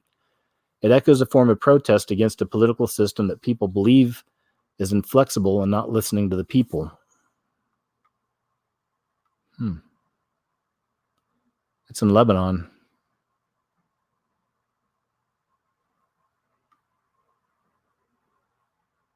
Beirut.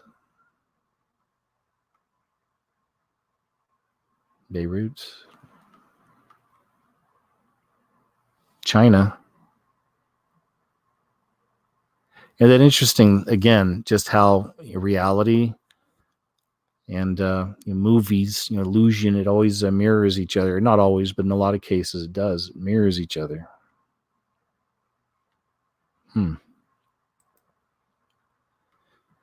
Extreme Haunted House is torture chamber in disguise, says petition to close it. A haunted house that requires participants to get a doctor's note and sign a 40-page waiver before they enter is facing some pushback online, with more than 31,000 people signing a petition calling for it to be shut down. A Change.org petition calls on Tennessee and Alabama state officials to shut down McCamey Manor, which it says is a torture chamber under disguise. They do screenings to find the weakest, most easily manipulated people to do the haunt. McCamey Manor, I'll say that 3 times fast. McCamey Manor is a shame to all haunted houses and needs to be shut down. The petition, started by a person named Frankie Towery, reads, he claims participants have been waterboarded, forced to eat things, and have had duct tape wrapped around their heads. The petition calls for both locations of the haunted houses in Somerton, Tennessee, and Huntsville, Alabama, to be closed. It's literally just a kidnapping and torture house. Some people have had to seek professional psychiatric help and medical care for extensive injuries. I propose that all locations where this is happening be shut down immediately, he wrote. As of Tuesday morning, more than 31,000 people had signed the petition. His goal is 35,000. Russ McCamey, the owner of McCamey Manor, I can't do it, did not immediately return NBC News' request for comment. He told NBC affiliate WFLA in Tampa that his attraction is Crazy Haunted House, not a torture chamber. I'm a very straight-laced conservative guy, but here I run this crazy haunted house that people think is this torture factory, fetish factory. All of these things, it's not, he said. McCamey said that over the years, people have insisted things happen to them inside the haunted house that never actually took place. He films each tour and shows the participant the footage if they need to see it. You'd be surprised over the years how many people have claimed something happened to them inside, he said.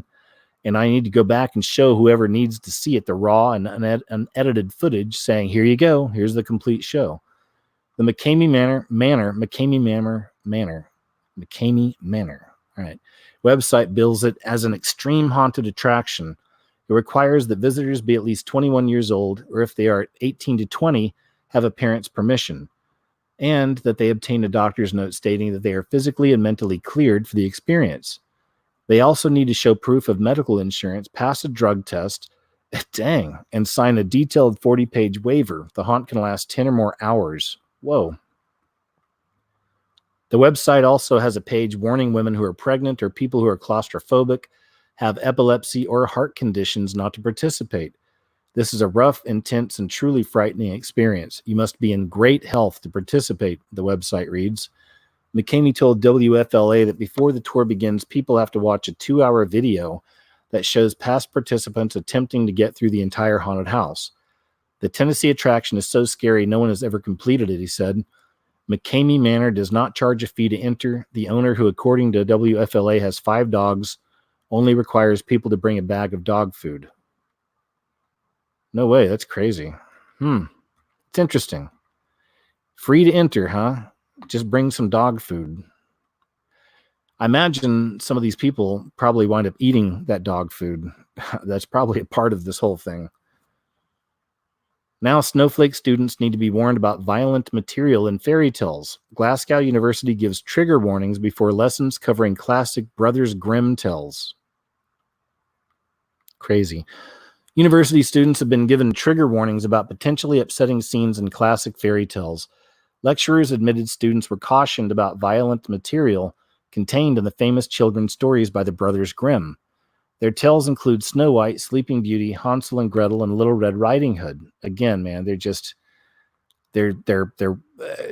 arrested development. They're wanting people to be infants, little children. So-called trigger warnings are part of a growing trend which sees undergraduates warned about content they could find disturbing.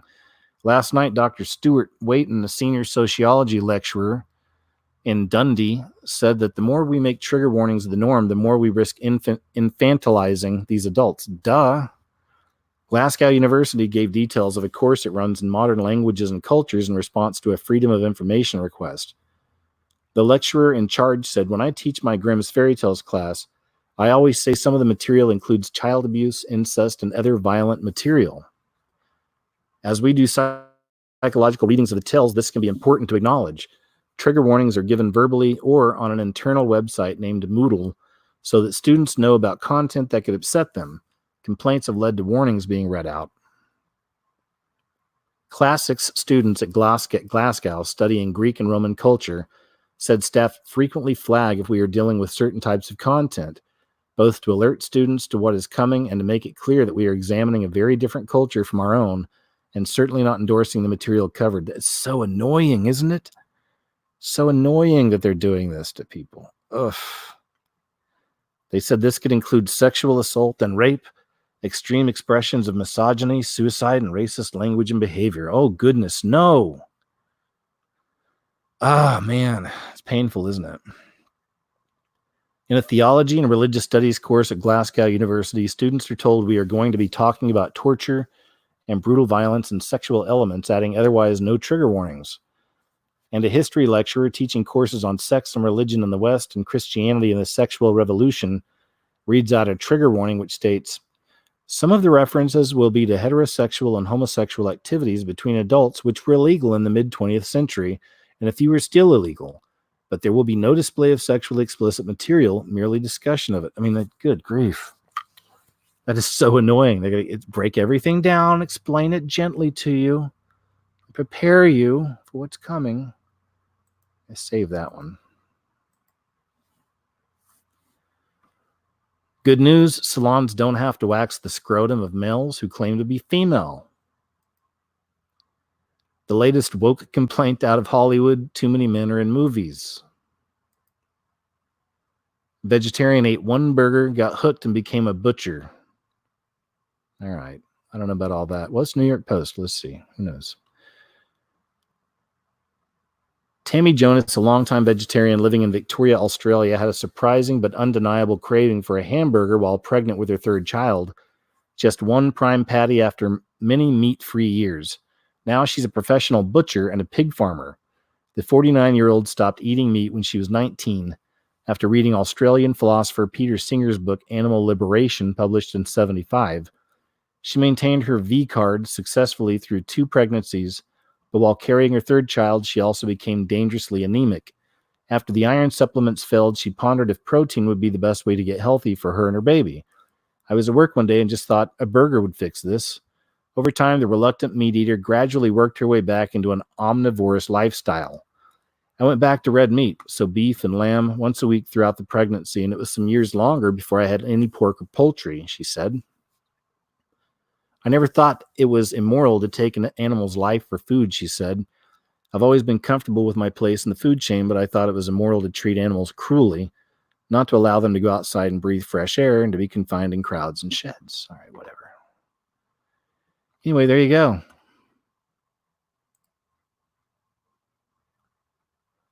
We covered that earlier. Queer kid stuff. LGBTQ channel targets 3-year-olds with non-binary teddy bear. Jeepers.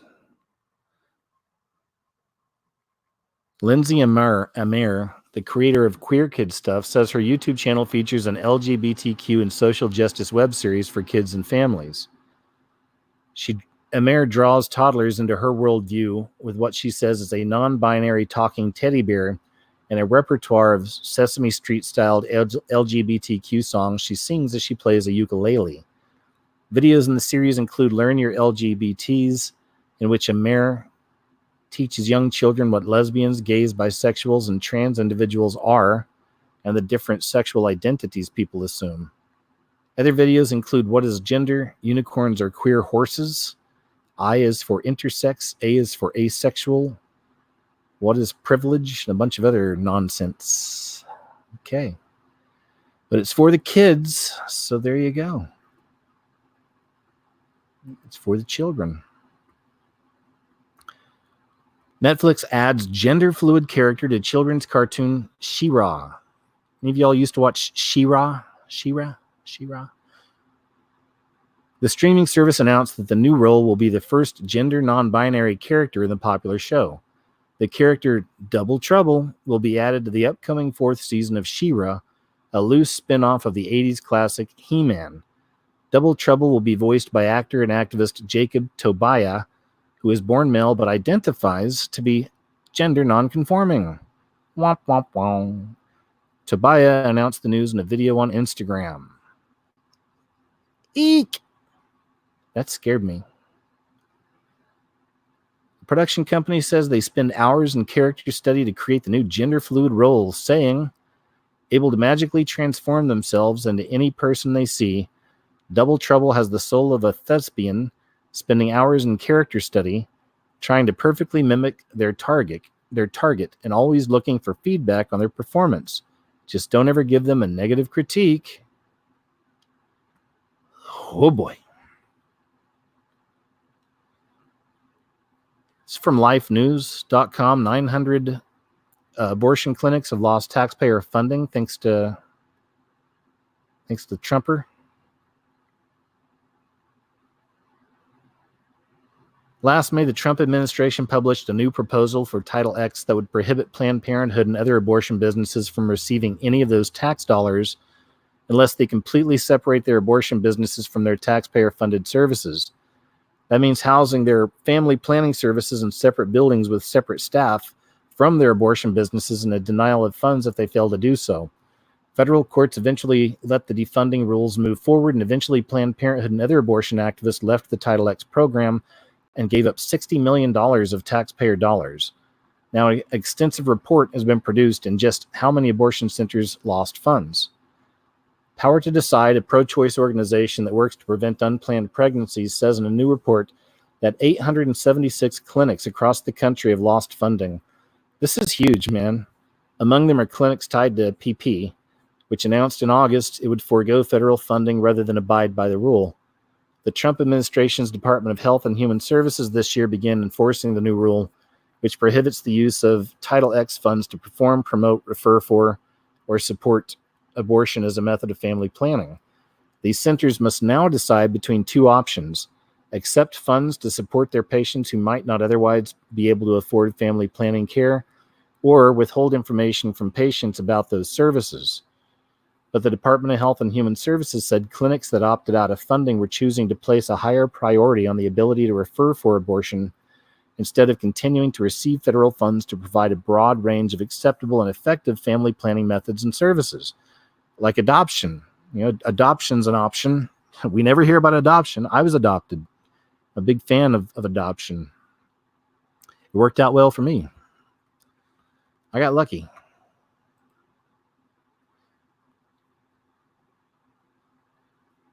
Fed up Christian tears down pagan idols and Vatican throws them in river.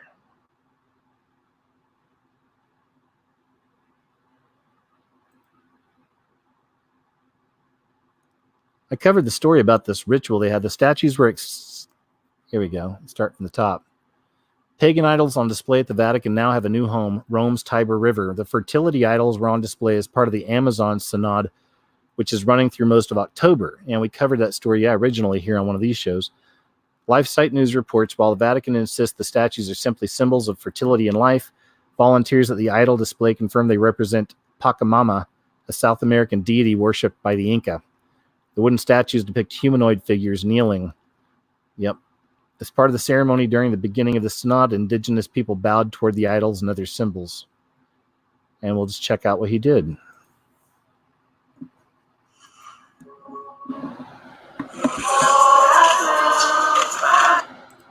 Well, that's not the video. All right, hold on. I think it's down here. There it is.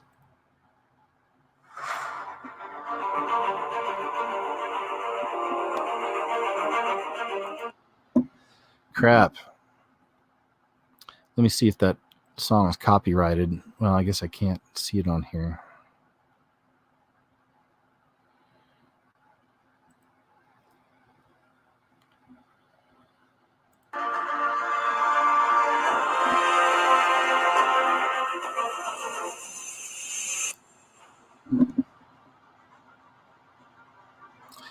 I'll go ahead and play the song. The song goes good with the footage, and if they strike it, I'll just remove this later.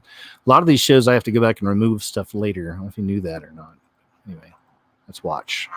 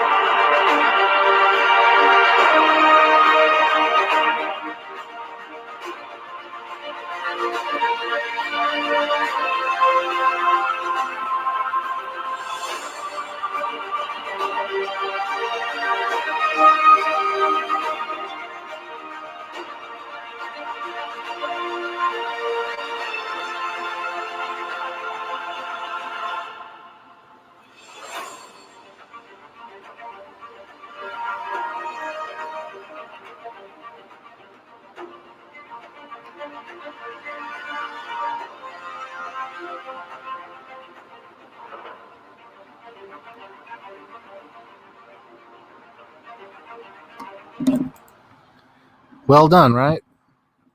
Well done.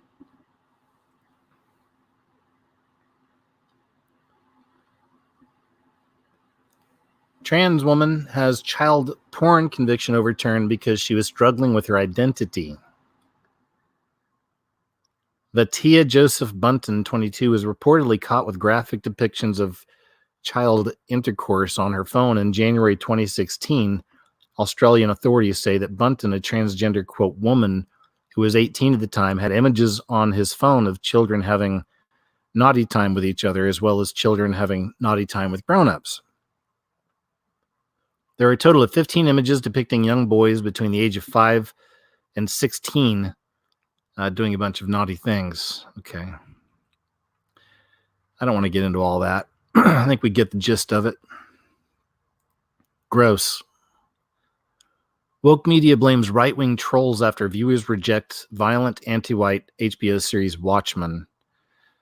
I was a big fan of the comic, the graphic novel Watchmen, and the movie I thought was pretty cool. And my favorite hero was Rorschach. You guys ever watch Watchmen? You ever heard of Rorschach? He was the so-called conspiracy theorist, but he's the guy that knew the truth of what was really going on, and he was going to expose everything. And I won't say what happened to him if you haven't seen The Watchmen, the original, but this is a new TV series they've got based off the graphic novel. And I saw the first episode, and it's a real bummer. I cannot believe what they did to Rorschach, who was, to me, just the coolest character in the graphic novel. Definitely the coolest. He had a cool mask. He wore a trench coat, a hat, cool kind of hat, fedora type hat. And was really clever, really tough. And he was really crazy. And he really cared about the truth. You know, he really cared about the truth. It was interesting. Anyway, so they took this great character who sacrificed everything for the truth, really. He cared about the truth overall. Greatest character, I thought, in this series. One of the greatest. They took this character, now in this new series, they've turned him into a white supremacist idol. To where he's worshipped almost like a Jesus type figure, even in a church, you know. So it's woke, unfortunately. It really is. It's you know, the annoying kind of woke, the worldly kind of woke, where there's lots of lessons to be taught for us. You know, sit down, class, and, you know, take your medicine and shut up and listen, because we have lessons for you. We're going to teach you lessons. HBO debuted Watchmen this past weekend, and viewers are rejecting it largely due to its violent anti-white content. The initial scene of the show featured an instance of racist violence by whites against blacks in Tulsa, Oklahoma, which sets the stage for the series that is meant to demonize white people as monsters, a typical leftist trope seen throughout the mainstream media in the age of Trump.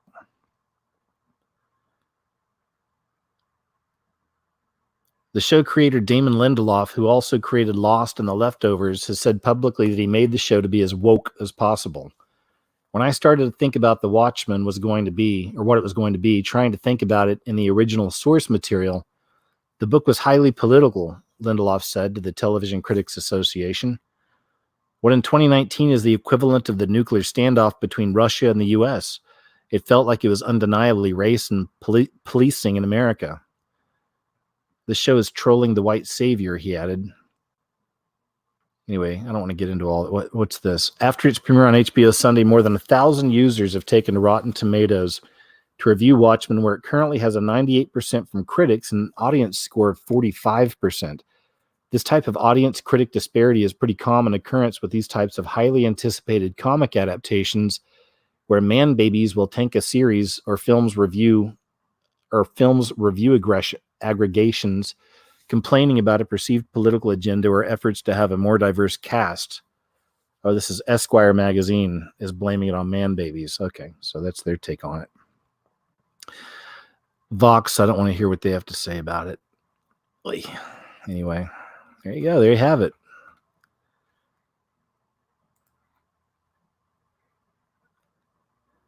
Kanye West asked Jesus is King employees to abstain from premarital sex. And he says porn is not okay. He's such an interesting character, isn't he? I've done some videos on him throughout the years too. He's well aware of what's happening out there. That's why I always wonder if he's ever just going to come right out and tell us everything. You know, do you think he'll ever come out and full on expose, Hollywood Illuminati? Full on, just everything, laying it all out there, names. I don't know. If anybody is going to do it, it's going to be somebody like him, I think. Who knows? Some people aren't sure if he's real or not. I don't know. I'm watching him as well. I'm not sure. It all sounds good. And I don't like to, be doubting on somebody's walk with God when they claim to have one, because I don't know what it's really like for them. You know what I mean? So I try not to judge on that either. But he's interesting. I'm watching this whole thing play out, and it's just, here, we'll read some of this. Superstar rap artist Kanye West, who has been all over the news for the last few months due to his open proclamation of Christian conversion, recently opened up about the making of his latest album set to be released soon, Jesus is King, saying he told employees working on the album they had to abstain from premarital sex. West also went on to slam pornography, saying it's not okay. When collaborating with others on Jesus is King, West set up some lifestyle guidelines that they would have to abide by in order to be part of the project, Billboard reported. Yeezy asked others to fast during portions of creating and also not partake in any premarital sex at times, which he knew would receive some blowback once it became public. There were times where I was asking people not to have premarital sex while they were working on the album, West said. When people pray together and fast together, the power is increased. The 42-year-old explained that he no longer views himself as a slave to the music industry, but as a free son of God spreading the gospel. West went on to talk about how he feels he has now been called to spread the gospel with his platform, noting how he used to talk about high fashion, alcohol, and other things that had a profound impact on his life. But now, however, it's all changed, and Jesus is what he's all about now. Now that I'm in service to Christ, my job is to spread the gospel, to let people know what Jesus has done for me. I've spread a lot of things. There was a time I was letting you know what high fashion had done for me. I was letting you know what the Hennessy had done for me. But now I'm letting you know what Jesus has done for me.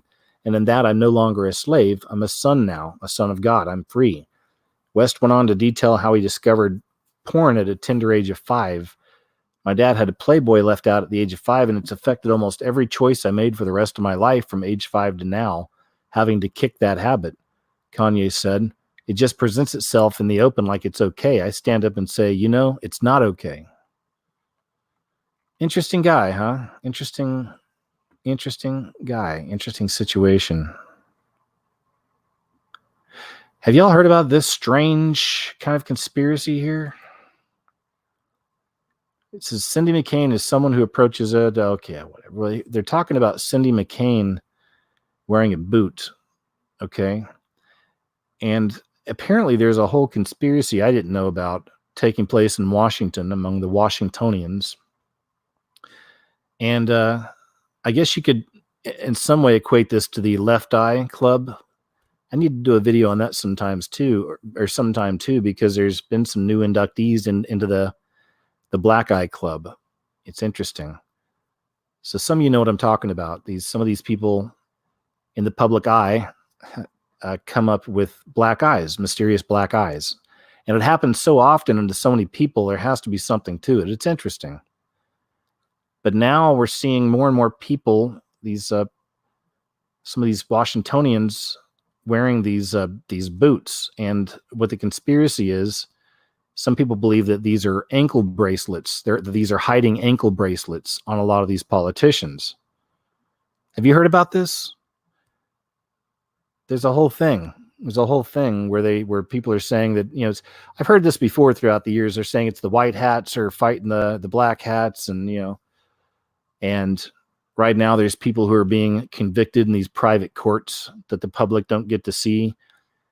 And suddenly a lot of these people are turning up wearing these things around their legs. And you've got all these people thinking that there's a kind of a conspiracy here, that they're hiding these little ankle monitors, ankle bracelets. You heard about that? So here's someone saying right here, hiding that ankle bracelet since...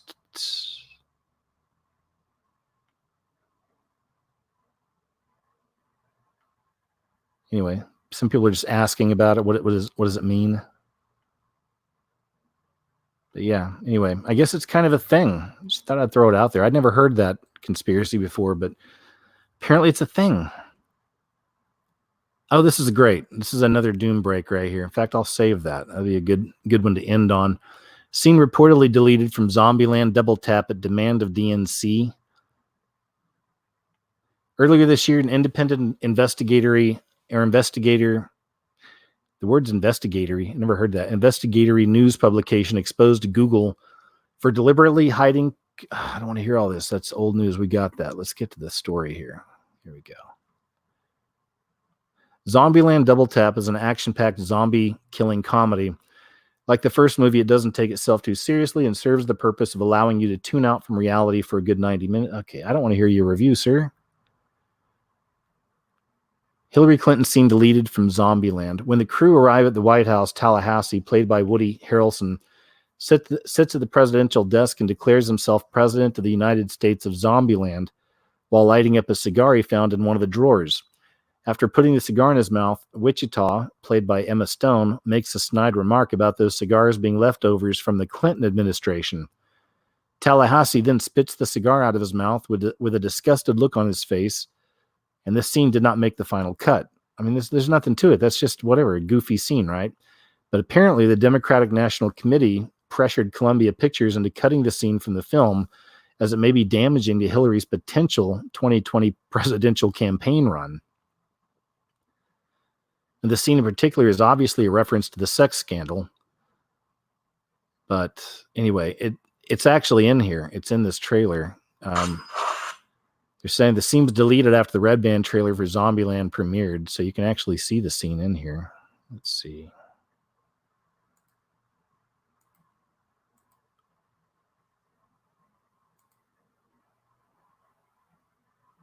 I'll find it.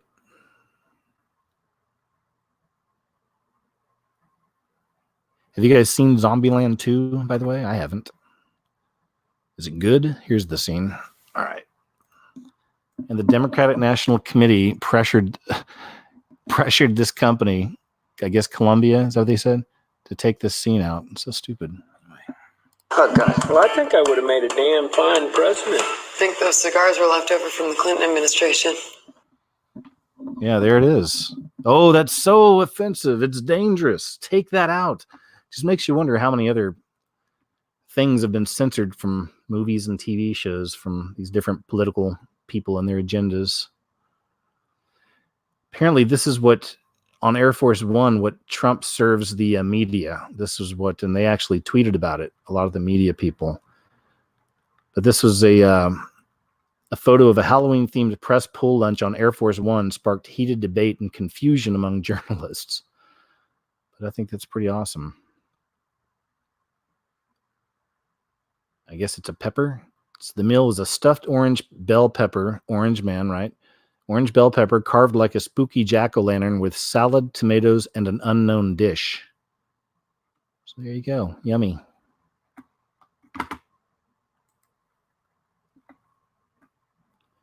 Out-of-control drag queen flashes crotch to kids at library story hour in Minnesota. Gross. A drag queen has given children more than their parents bargained for when they sat their little ones in front of the man to learn something at their local library. What the children learned, they might not have been prepared for. The homosexual Christian journalist Jonathan Merritt defended drag queen library story times while on Fox News, claiming that they just want to give back to the community. That's all. They ain't trying to hurt anybody. It turns out that one drag queen in Minnesota wants to give back to the community by flashing his crotch area to children. On October 17th, the Hennepin County Library invited drag queens to indoctrinate children. Hennepin County is the largest county in Minnesota with a population of more than 1.15 million residents and is home to the city of Minneapolis. The two drag queens went under the fake names Sasha Sosa and Gemini Valentine, who also perform as exotic dancers at adult nightclubs. Gross. Child Protection League Action, a group whose focus is on protecting children from pedos and sexual predators, issued a warning to area libraries and issued a call to action for people to call the library and encourage them to cancel the sexual grooming sessions.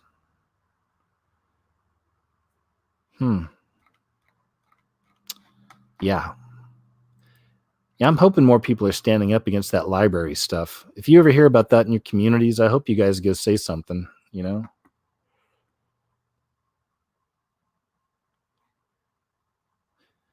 This right here is the video I was telling you about. This is, I just stumbled on this week. I hadn't seen this before, but this is real footage. This is a night cam this lady had in her home. And it's footage of a snake that snuck inside the house, and you'll see what happens. But to me, this right here is this is, to me, the scariest video for me that I've shown on one of my shows here. We've seen a lot of stuff, but just look at that. Can you imagine?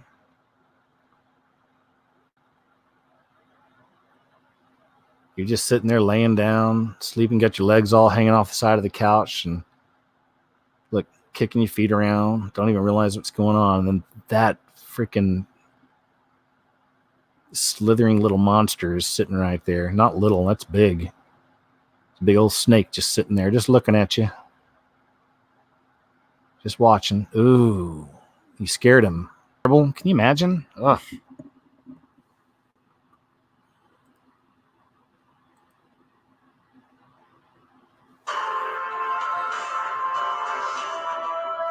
Saw that earlier. This one's really weird. A woman killed in gender reveal explosion was 45 feet away from device, died instantly. Authorities on Monday released the name of a woman killed after she was struck by debris during a gender reveal announcement. The woman, Sheriff Jason Sandholt's office said an investigation showed that family members working on ways to make a fun announcement of a child's gender for social media inadvertently created a pipe bomb. Wow. Members of the Kreimeier family were experimenting with different types of explosive material on Friday and Saturday, the news release said.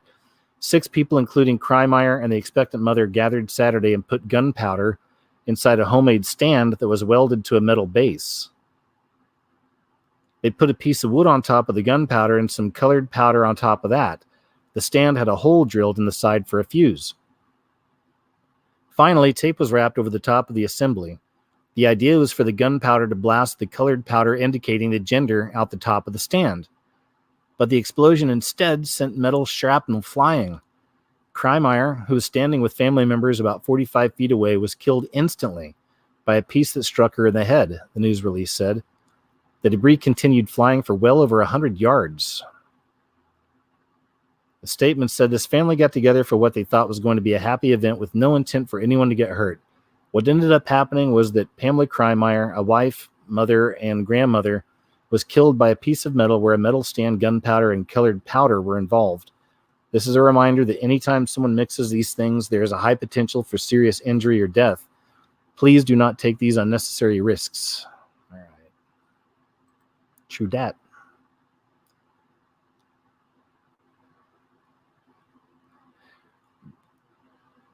this is just a really, I added this because it's scary to me how random of a crime this seems to be. Check this out. I think it's a news story here. We'll watch it together then. The family of Evelyn Udell. Okay, let me make the screen a bit bigger. Recalled the phone call nobody should ever be forced to endure. We learned that our beloved grandmother, wife, mother-in-law, and sister had been savagely beaten and burned within the sanctity of her beautiful, peaceful, quiet suburban home. Police say 21-year-old Jorge Lachazo brutally attacked the 75-year-old last month. He was delivering a washer and dryer to her Boca Raton home. Evie chose to buy from Best Buy. But Best Buy subcontracted the delivery to J.B. Hunt, who then subcontracted the delivery to XM Services, Inc. Except nobody told Evie. Attorneys with Morgan & Morgan announced the lawsuit Friday, which included all three of those companies, as well as the two Best Buy employees who sold Udell the appliances, the delivery driver, and suspect. The family is now pushing for laws that would require extensive and ongoing background checks for in-home service workers. Are required as a bare minimum to get the same kind of daily traffic reports that we get in my own law firm. And we're not in the delivery business, and we're not in the retail business, so that they know immediately, as we do every single day, if somebody gets a ticket. And your ticket. All right. I just thought that was weird, man. Such a freaky random crimes like that, you know? I mean, you're getting something delivered to your house, and then the person delivering it just kills you. Well, there you go. So this right here is a great story. Let me see. I think there's a... Yeah. All right, check this out. This is awesome. Wait. Okay, cool. Here we go. Raising kind children is vital to Randy Smalls of South Carolina, so when he heard that his teen daughter was making fun of a classmate, he instilled a hard-to-forget lesson. Smalls took the girl on a shopping spree with money that was meant for his own daughter. I say when you laugh along, you're co-signing the bullying. Smalls, 35, a father of three, tells Yahoo Lifestyle. Having been bullied in his own youth, he felt empathy for the 7th grader at Berkeley Middle School named Ryan Reese.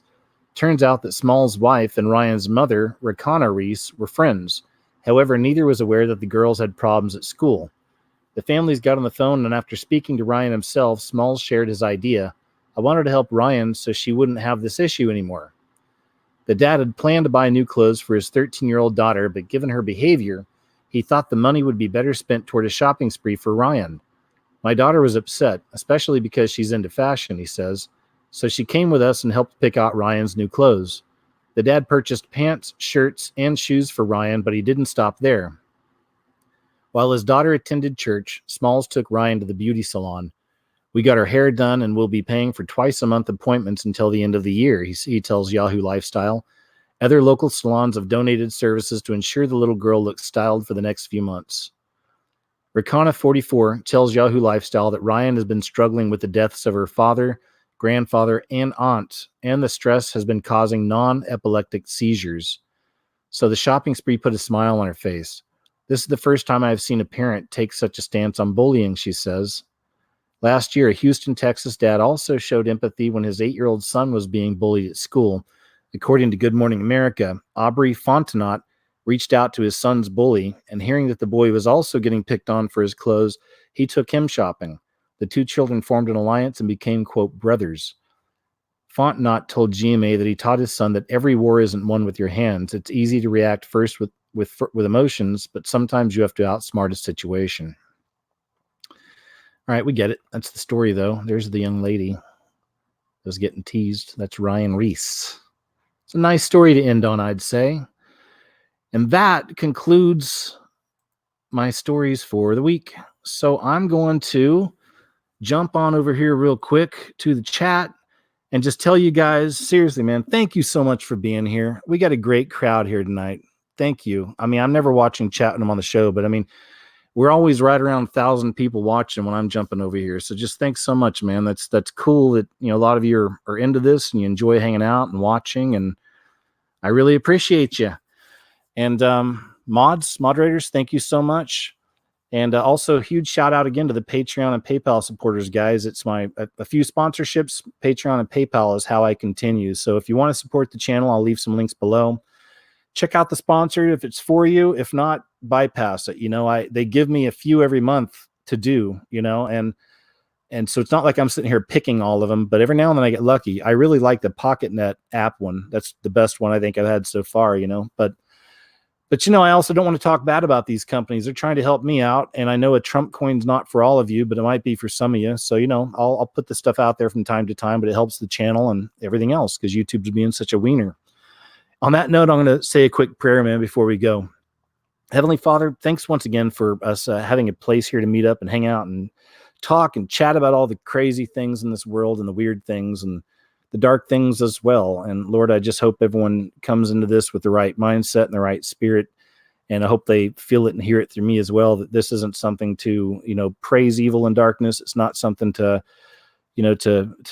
make light of all this kind of stuff, although we do keep a sense of humor about everything, but just to look at the world through our eyes, those of us that follow you and love you and just kind of tackle it like that. So Father, please just make sure we're all here, seeing it through in the right perspectives. And if not, then to get it right, and Lord, just please be with us all as well. It's crazy times out here in the world. I get a lot of messages from people and I see a lot of fear out there. So Father, please be with us all and alleviate those fears and just keep loving on us and guiding us, and just thank you.